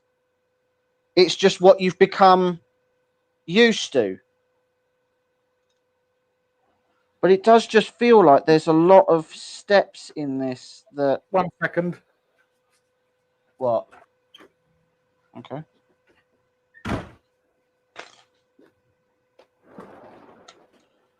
To say it does just feel like there's a lot of steps in this. There's a lot of stuff that I'm doing. What?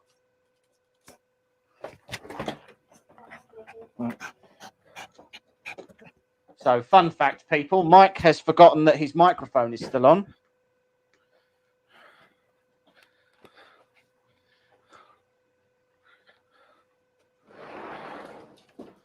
So I think I'm going to do him a favour and I'm going to mute his microphone before that becomes a...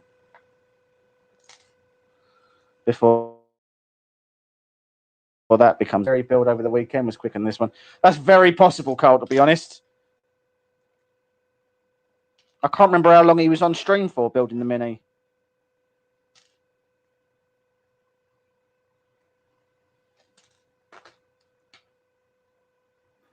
I'll just unmute you, Mike, because you took your mic pack with you. I only answered the door. Okay. I didn't know that, did I? You just left, and I assumed that you were going to do some sort of ablutions. Oh, yes, fair enough.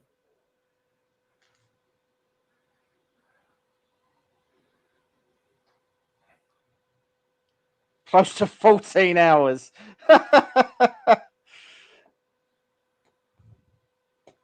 So I bought a Prusa Mini clone, and I know that building the clone was hard.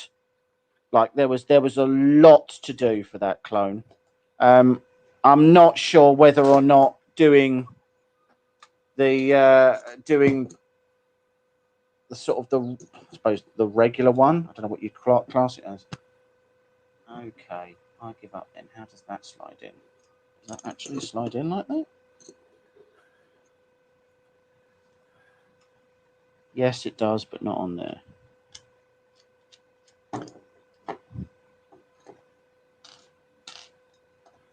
No, it's not direct drive, Sam. I haven't even got to that part yet. No, he asked if they shipped it direct. £4 million investment. They just justify the amount of building it. Did he ship it direct? So yes, he did ship it direct, but it came direct from China. Homer has had a significant investment, so they have ultimately rebuilt their brand completely from the ground up. They were hold on, I'm just trying to figure out how this goes together. It must go like that. They were really floundering at one point. They were definitely having having issues. Didn't they move their company and then couldn't get a lot of the parts, could they? I think so, yeah.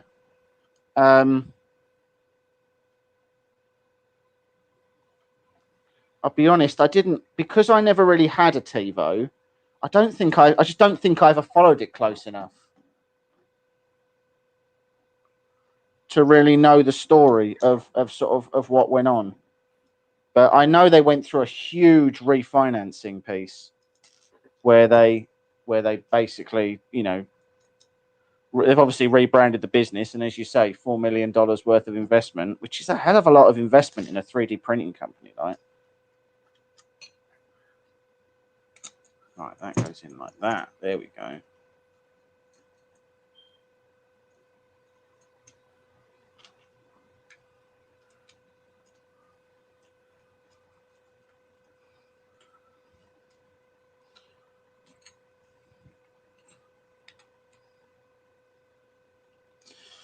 Okay, one x-axis.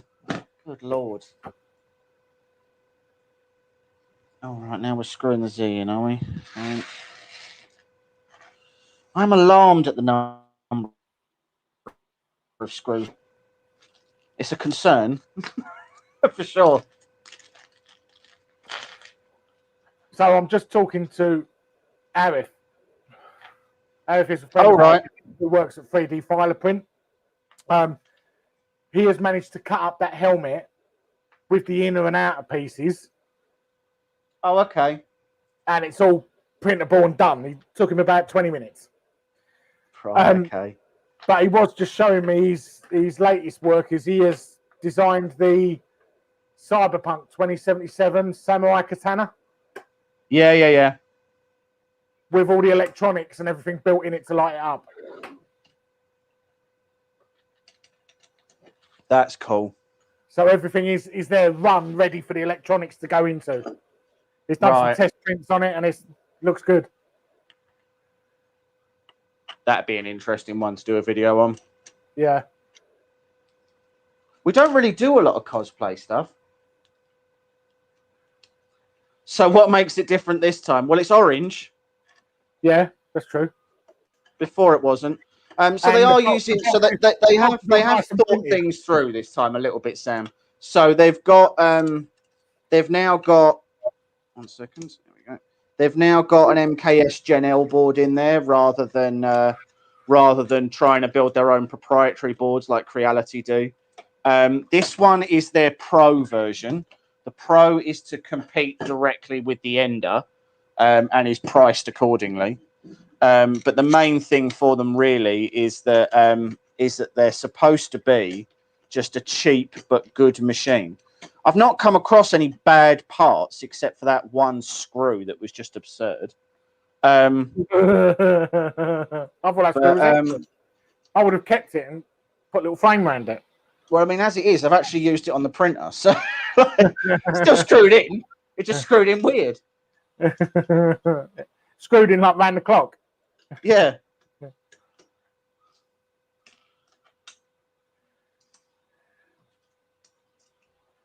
Come on.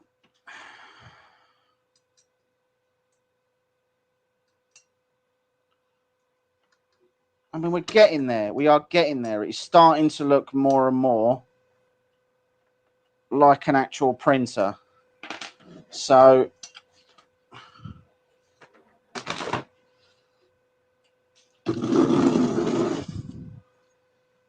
this thing goes over there like that.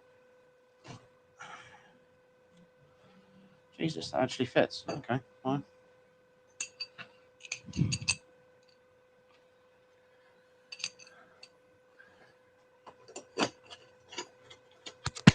Oh, that freaking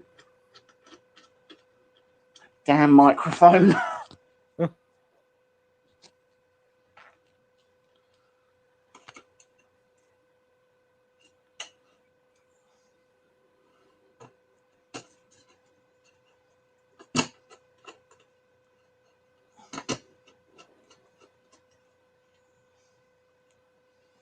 That can't be right.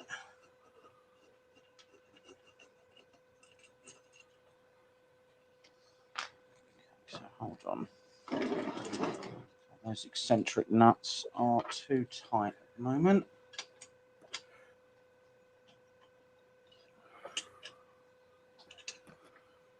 I'm sorry, I think I might have just had a mini stroke. Okay. Oh.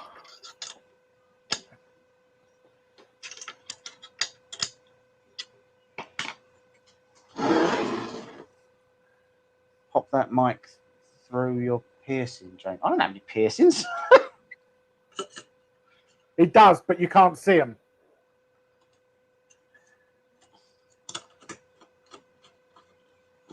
Not unless you start.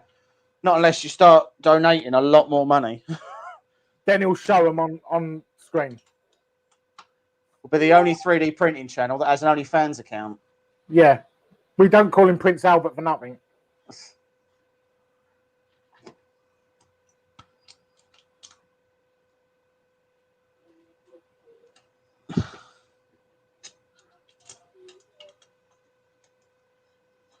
Sam Prentice may give away printers, but we give away the goods.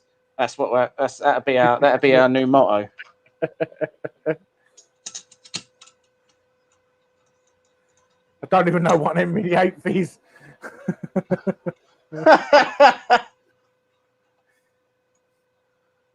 I don't like the sound of it though, to be honest. Because he had a bit of thing for chopping heads off, so I don't really want to know what that is.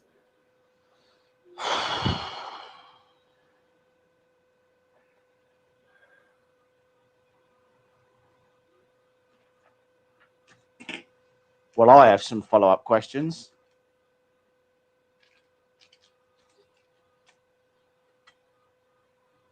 What is that? The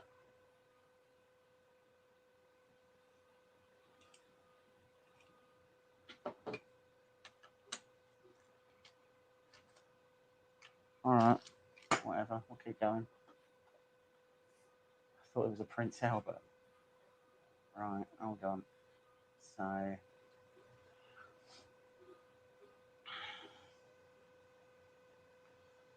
This one, and this one. Just to brace everybody for this, I do feel like I'm missing parts. Like what? Whoa. Like an X-axis bracket and an extruder head. Hold on. Let me just refer to my box.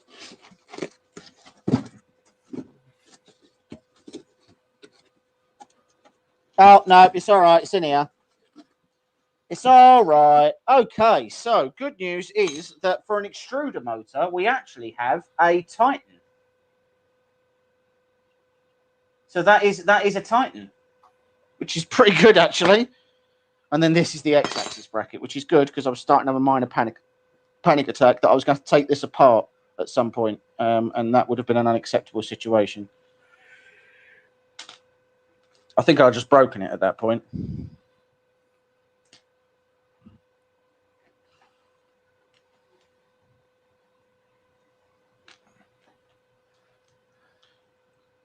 And when they say, "Where's our review, James? Why didn't you do it? Why didn't you do a review of the of the printer properly?" And I say, "I'll tell you why.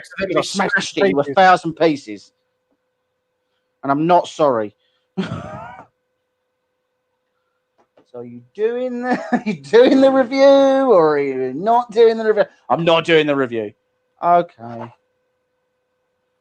So that is interesting, because that means that I shouldn't. Oh, so I'm unscrewing that again. Hurrah! So these instructions are the same. Show us your parts. Thanks very much, Sam. So the instructions that are on here are the same for the RS as they are for the Pro.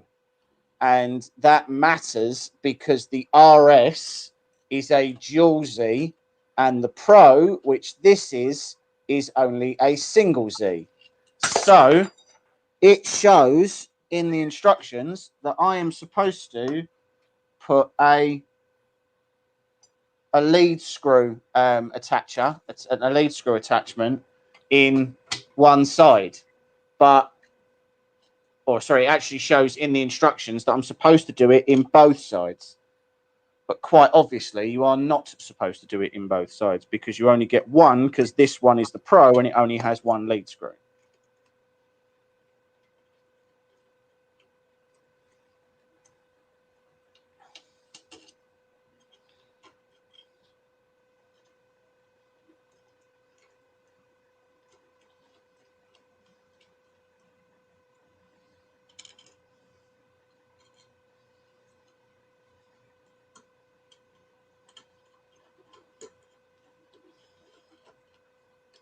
Right, I'm going to do this.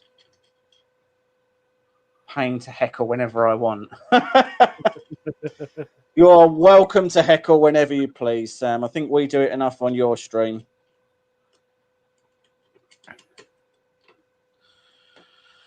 Right.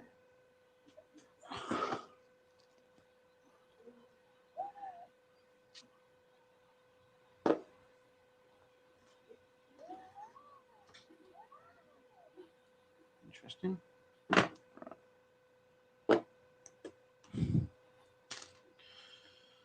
Oh, living the dream. We are getting close here, guys. Like, we are actually making a decent amount of headway. We're at an hour 50. And I've probably got another, I reckon there's another 20 minutes worth, 20, 25 minutes worth of work to get this where it needs to be. So I'm happy to power through if you guys are. Well, let me put it this way. I'm going to do it, so you can either stay and watch or not.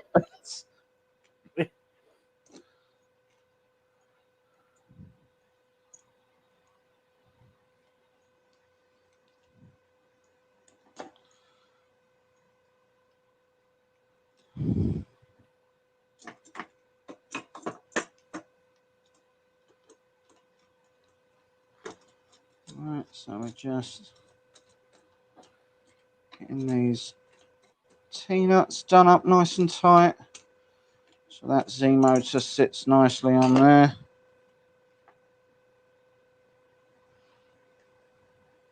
Cables are just about long enough.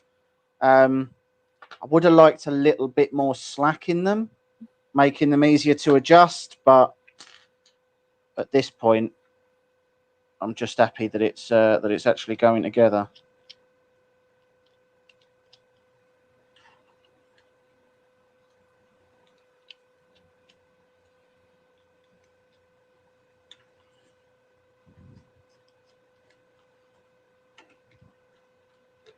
Less talking, more print work. Yes, yes, I am getting there.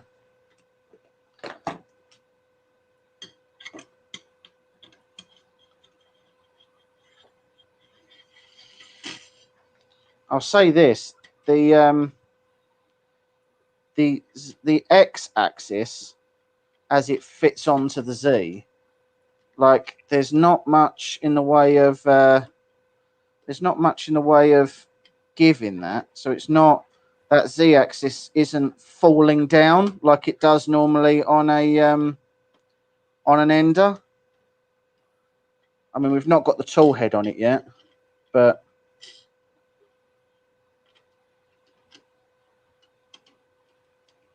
just make sure that flex coupler's got a little bit of flex in it.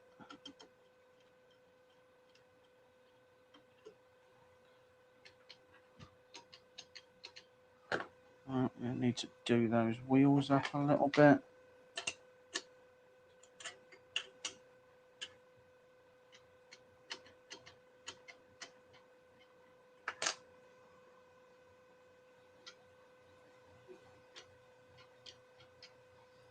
Interesting. Okay, so we obviously need to do these up a bit more than they are.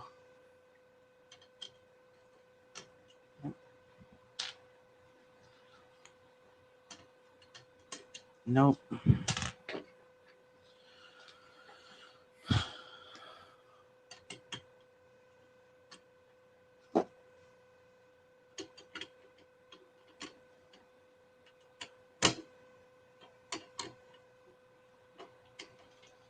See, now Yeah, this is the reason why. the little monster, Sam, that's the one we want as well.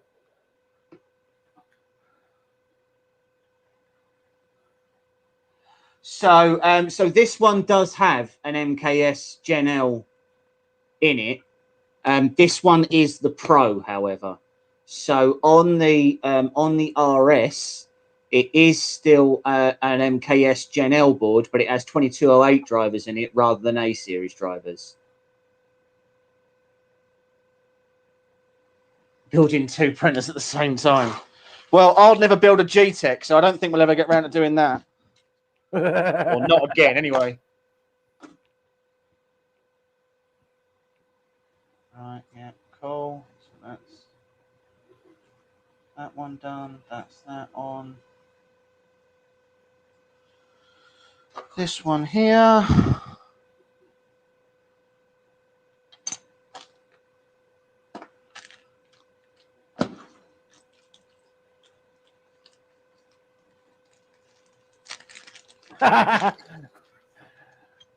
Sam, no one wants to build a G-Tech, not even G-Tech. Very, very true, Sam.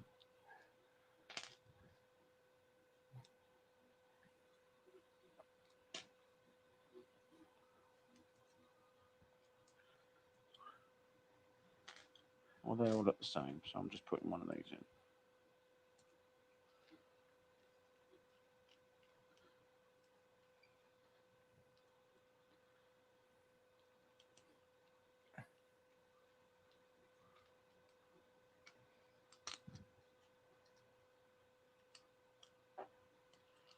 So we are almost at putting the X-axis on. I also haven't fitted the Z-stop yet, but I think we're making pretty good time, bearing in mind how much there was to do. Well, everything.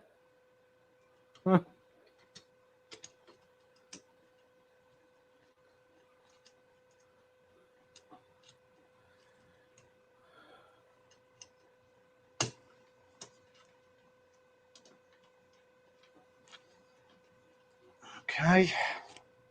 Right.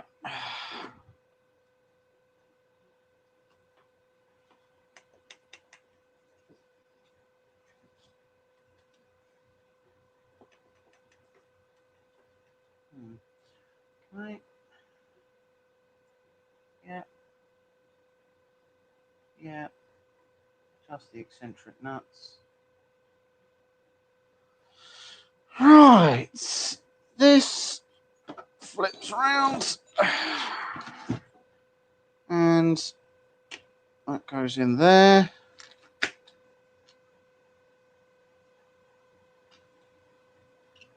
One, two,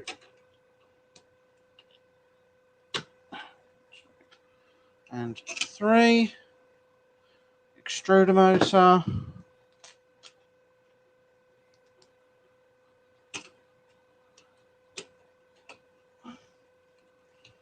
Well, I'll say this: a very easy extruder motor installation. Literally three on 3 bolts on that. Three, yeah, yeah, fine. Right. We've got X-axis motor, E motor, and X stop.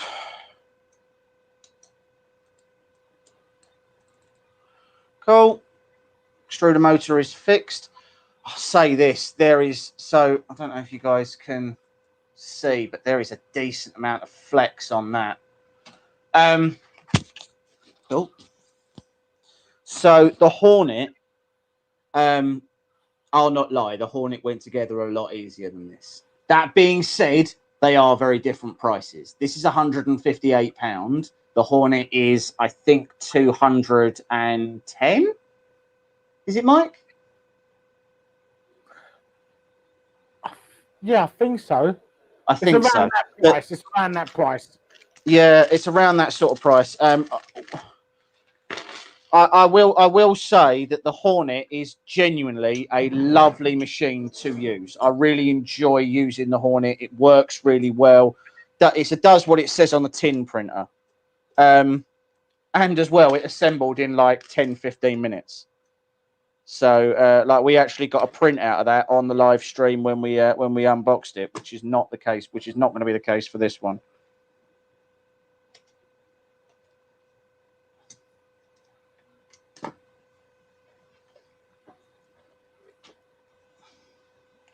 Okay, I'm just literally trying to.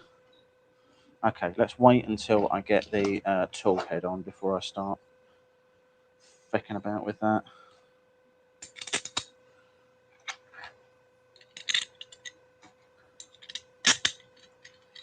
All right, eccentric, brass.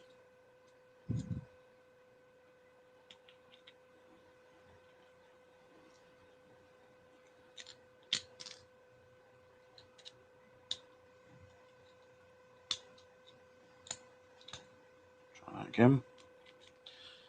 There we go.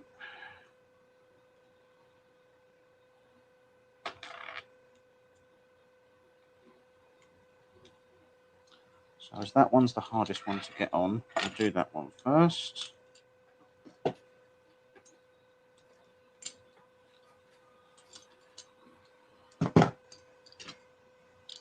Yep. And then we want to go you and you. That and that. And then we just want to go just like that.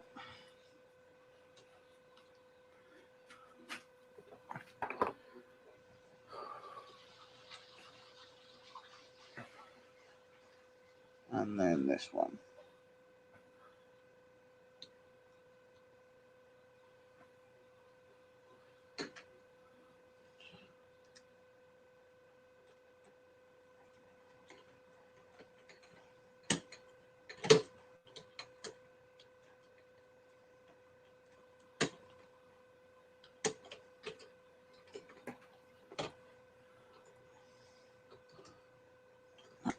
Right. And then we're just going to need to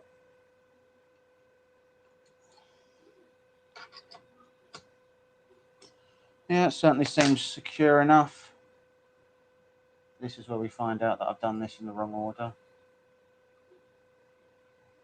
No, good, because I'm not doing it again. So,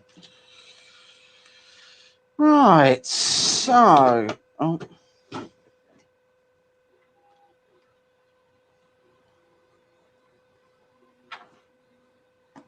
Screwdriver on there.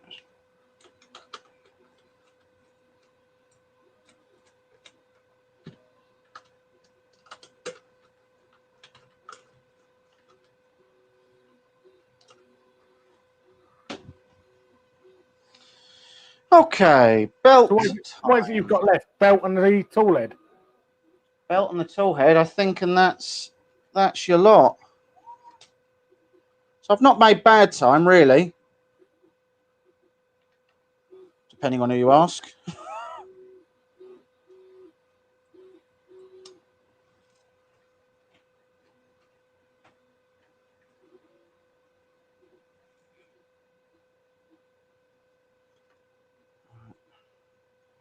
There.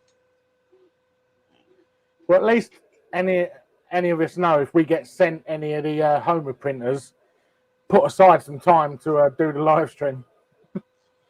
Yeah, I mean, thing. I mean, we're at 2 hours now, 2 hours and 3, and I am almost done. So it's not a horrendous amount of time until you start looking at what else is out there and available. Like, it's not a horrendous amount of time to spend building a printer until you consider that there's plenty of machines out there that do not require you to spend this much time building them. You know, there's a lot of machines out there that you can quite easily. Do you like me to come on for more chatting? We can chat. No, Matthew, we cannot chat about your rancid ideas for different pizzas.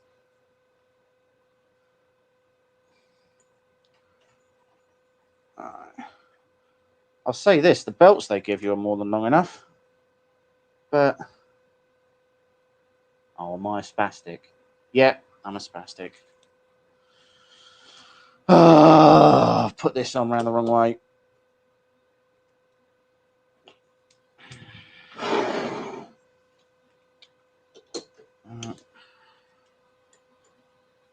Thought that was weird.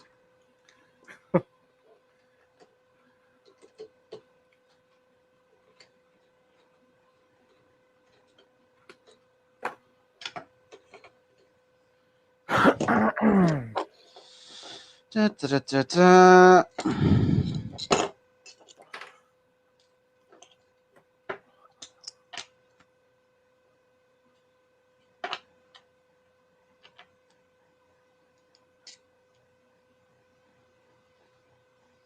Oh, now we've got those.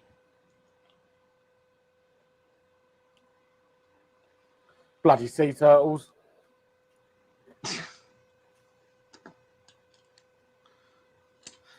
Right, I'm gonna go through this again for the new people of the family.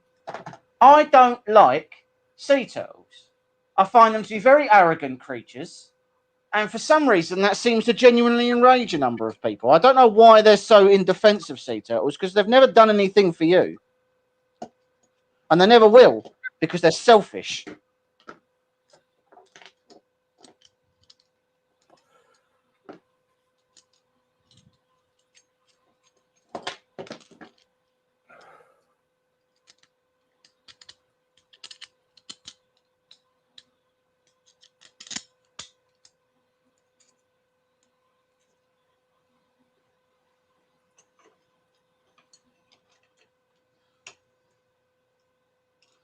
I hope you're proud of that joke, Sam. And I hope tonight, when you're laying in bed, you really think about what you just did.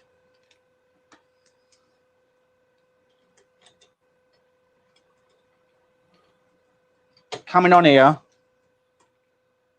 making dad jokes. Unacceptable, sir. It's a pretty good one, in all fairness. No, it isn't. Don't give him the credence. I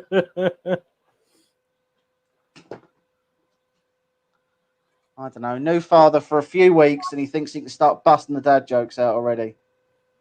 Liberties, absolute liberties.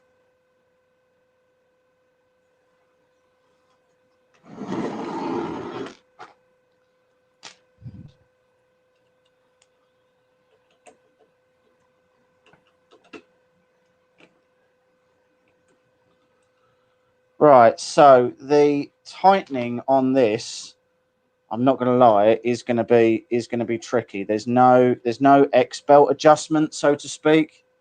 You just have to get your belts right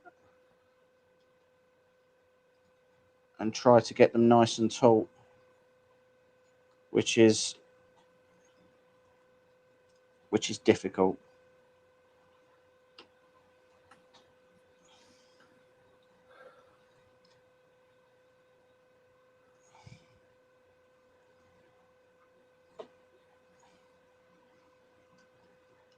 Let's try.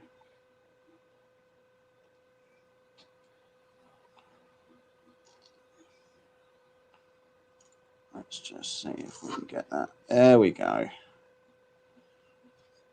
It's on.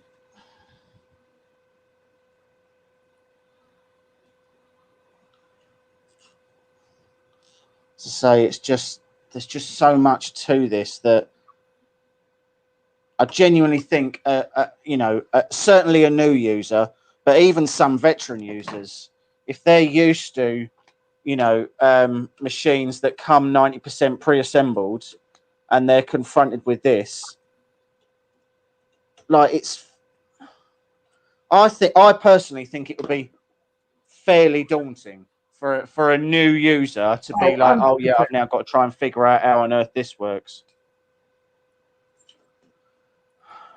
Right. Zip ties.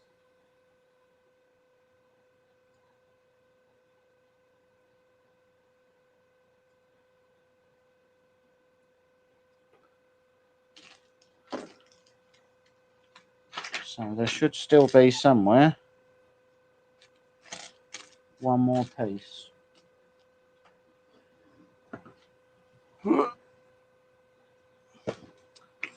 this isn't good. Because the one more piece that I need is super important. Ah, there it is. This is getting annoying. Right, okay. So we've got one.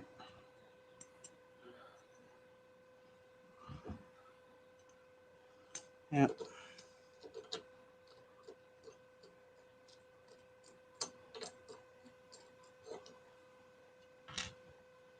We are almost there, people. We are almost there.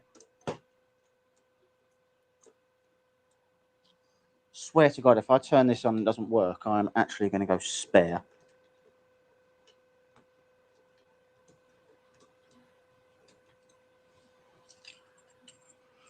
Right, so the way this actually attaches to the bracket is there's 4 screws here, and you put this front plate on. There's a front plate right here that screws into the back, and there's just 4 screws that go on the top. So a relatively easy way to mount a tool head, if I've seen, you know, one of the better ways I would say that I've seen a tool head actually mount. Reminds me a little bit of how Anycubic mounted the i3 Megas when they first came out.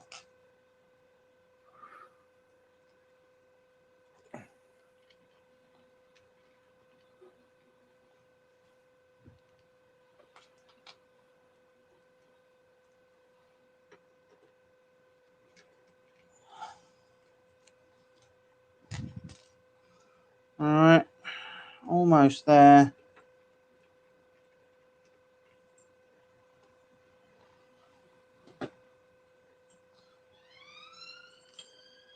That's incredibly loud. All right, this freaking microphone.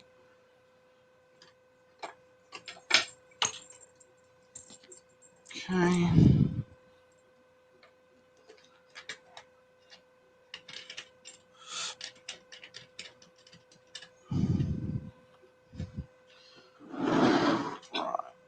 That stays on there like that. Good, good, good. I'm just moving this down so that I can place the Z end stop properly. How have you got 150 people and only 10 likes? Yeah, fair point. I think people have tuned in for the inevitable end of me.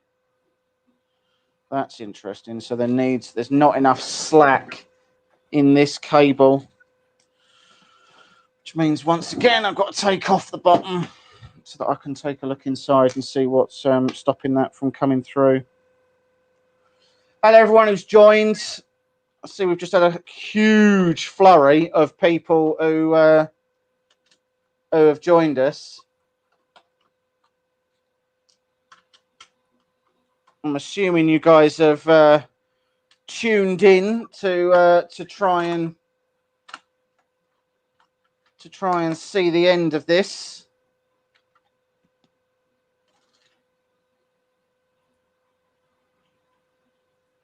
So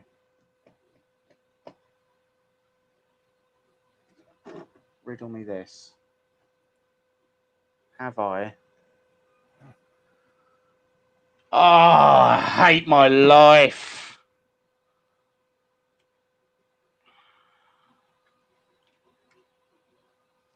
So, fun story. I've mounted the Z on the wrong side. Oh, Jesus. So now I have to go back and undo that so that I can get this to actually work. I thought it would be fine on the other side. It isn't, because the cables aren't long enough for the Z stop to actually fit.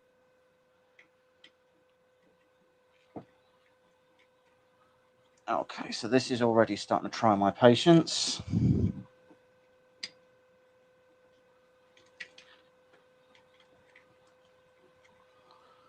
Come on. There we go. So that goes there. Yeah. Right. Lesson learned. I'm not really sure what the lesson is, but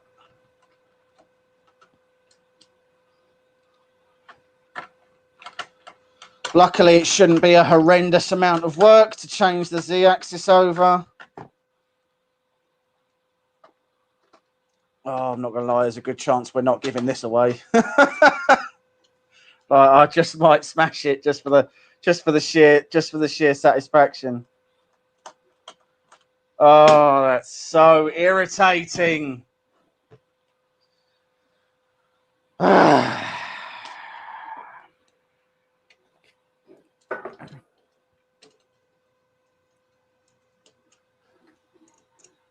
think Mike is crying.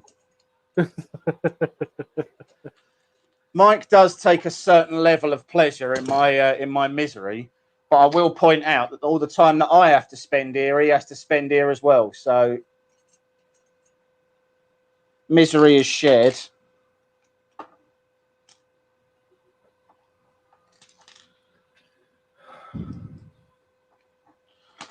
I knew that thing was on the right side when I did it. I did notice you move it from that side over to the other side.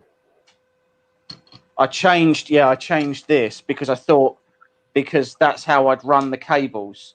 So the box, the control box that's on the bottom is clear. I did read the instructions, Matt. Thank you. So the instructions that were on the bottom, the mold that's on the bottom is clearly the same for the RS as it is for the Matt, this is coming up to my bedtime. time is it? 9 o'clock.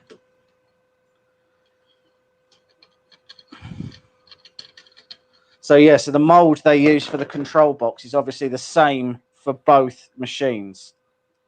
So and they use the same X and Y brackets as they use the same X brackets as well, clearly.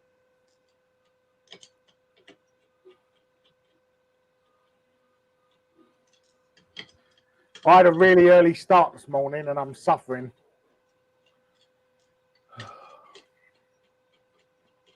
And what's more, it's hotter than the surface of the sun in here and it drains the last bit of energy I had.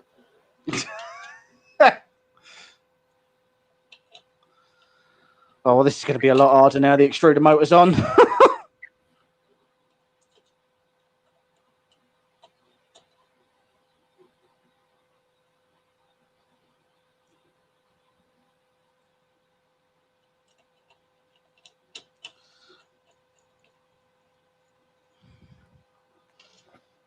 Yep, it's definitely much harder.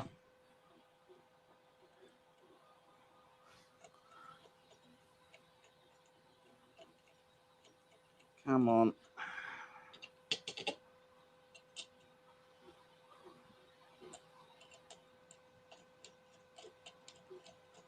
Don't get mad, think of happy thoughts. I was wondering why it was on the right, not the left. Well, you could have mentioned it. Keeping these things to yourself doesn't help anybody, does it?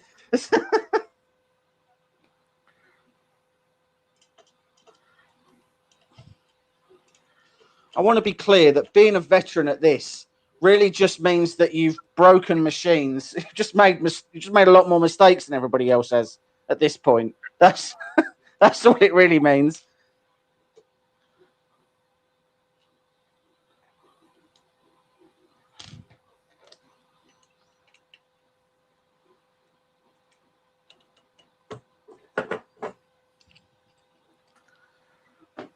Oh, cool. So that's going to have to come off as well because now the...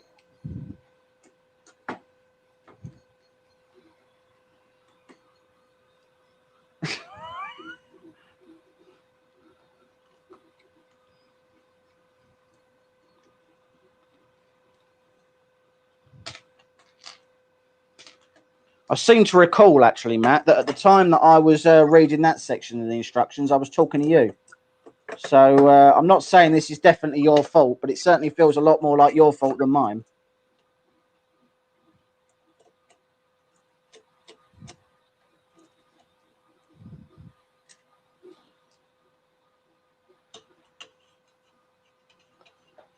Matt, who the hell has dinner at 9:30 at night? Are you making dinner, Matt? Good Lord.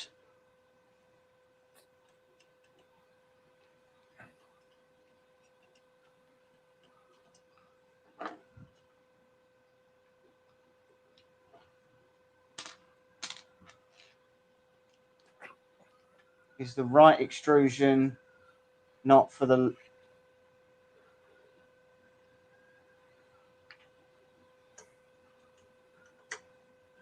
What do you mean? Sorry. Is the right extrusion...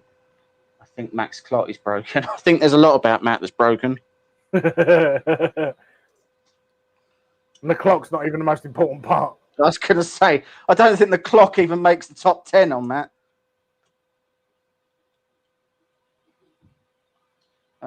Right, and then I need to put this thing back on.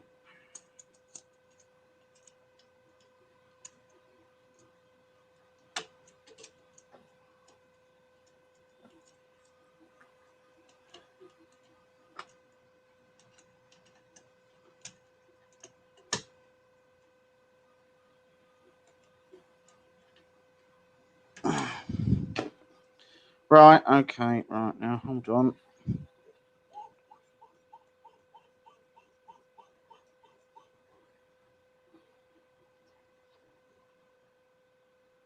Okay, well, that Z-stop needs to move up an awful lot, doesn't it?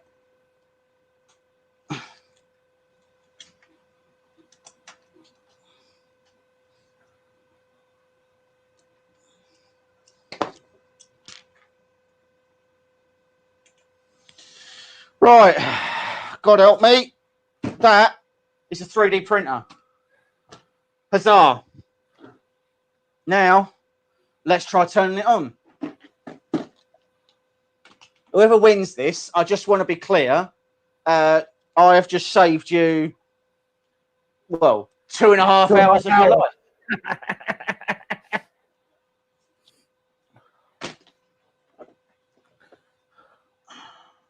Hold on.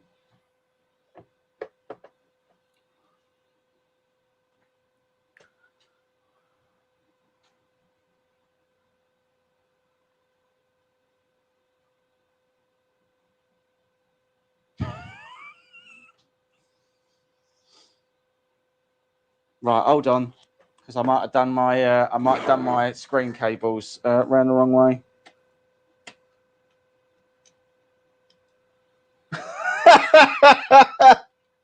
Yeah, that was the face. That was the face of a person who was not seeing something that he wanted to see. Ah, there we go. Huzzah! Oh, that screen is faded. Oh, okay, you've got to get down low. Right, I haven't screwed that screen on tight enough because the thing isn't working.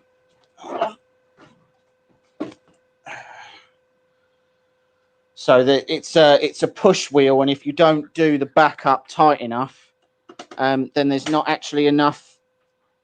There's too much flex in the screen board to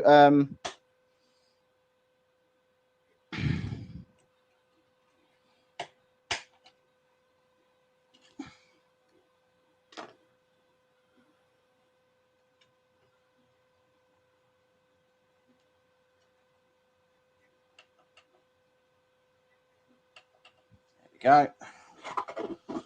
Right. Plug it back in for the moment of truth.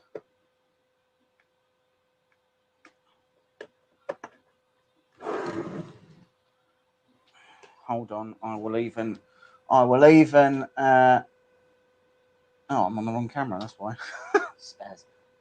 All right.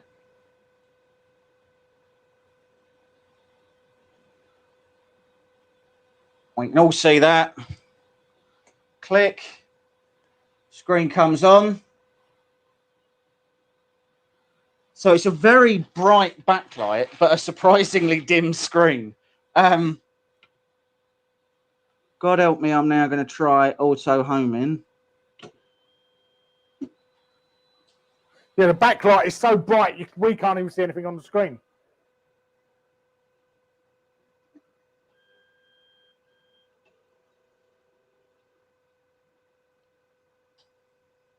Okay.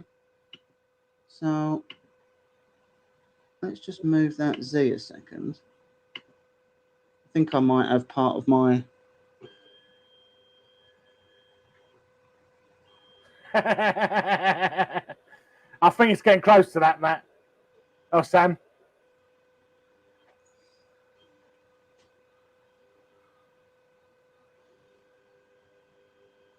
So what I'm not happy about at the moment is... So let me just see if I can show you. Zoom that out. And then let's zoom in on the Z-axis. Right, so when I move up, right, it moves as soon as I do it. But if you change direction, can you hear it whir before it actually moves?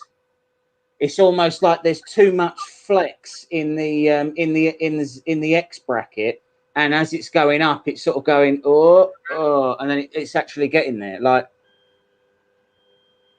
see, and now it's moving down. It moves immediately, but now when I move it up, see that? Did you see the pause? You see the pause? Look, ready? You see the pause in it moving, but if I now do it down again, it moves immediately. But if I move it up, pause, and then move.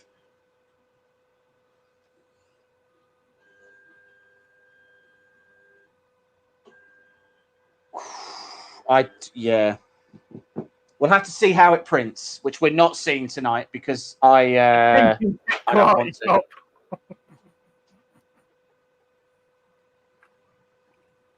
So, I mean, that is working. It is together. It's taken 2.5 hours. There we go. Oh, look, it's right there. So, I mean, I don't hate the machine. The machine is made to a price, and that does show. There are a few extra screws, which I'm going to pretend there are supposed to be, and anyone who wants to challenge that thought can do one, because I'm just SD it up. So I mean, I can stick the SD card in that it came with. I'm not sure if it's got any. 1 second. Pop the SD card in. I want to point out as well that a 512 meg SD card. Come on. So hold on. So that goes in. All right. Okay. Clicks in.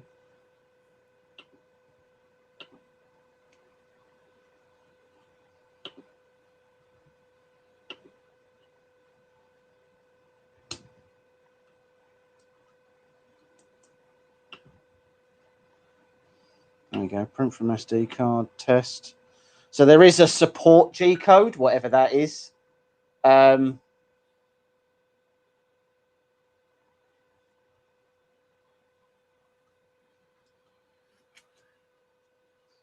So obviously I haven't got any filament in this at the moment. Oh, sorry. I'll install the Bowden tube because it's not finished until that's on there. So the Bowden tube goes in and then into there. There we go. Now it's done.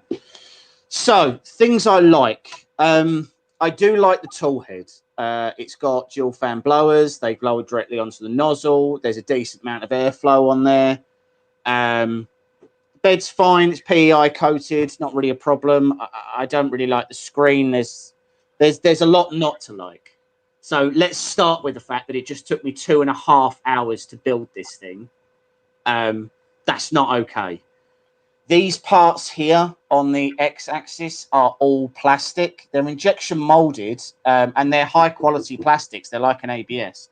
But I think we're going to have an issue with rigidity when it comes to those. Everything else being plastic, okay, I don't really mind. You know, it is what it is. It's got a Titan extruder on it. Fine. Okay, it's a clone, but that's fine.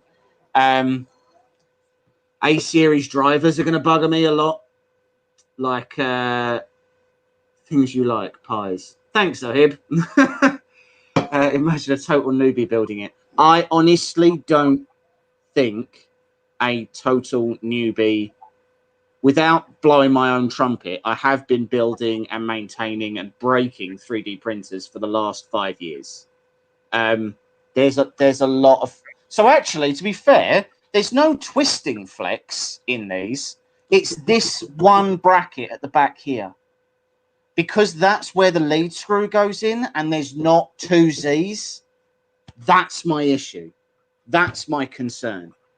I'd even be tempted to install another Z on it, which it's an MKS Gen L board. So literally all you'd have to do is buy the brass ring piece and a lead screw, put the motor in, and then plug it into the main board. Like you could do that very, very easily.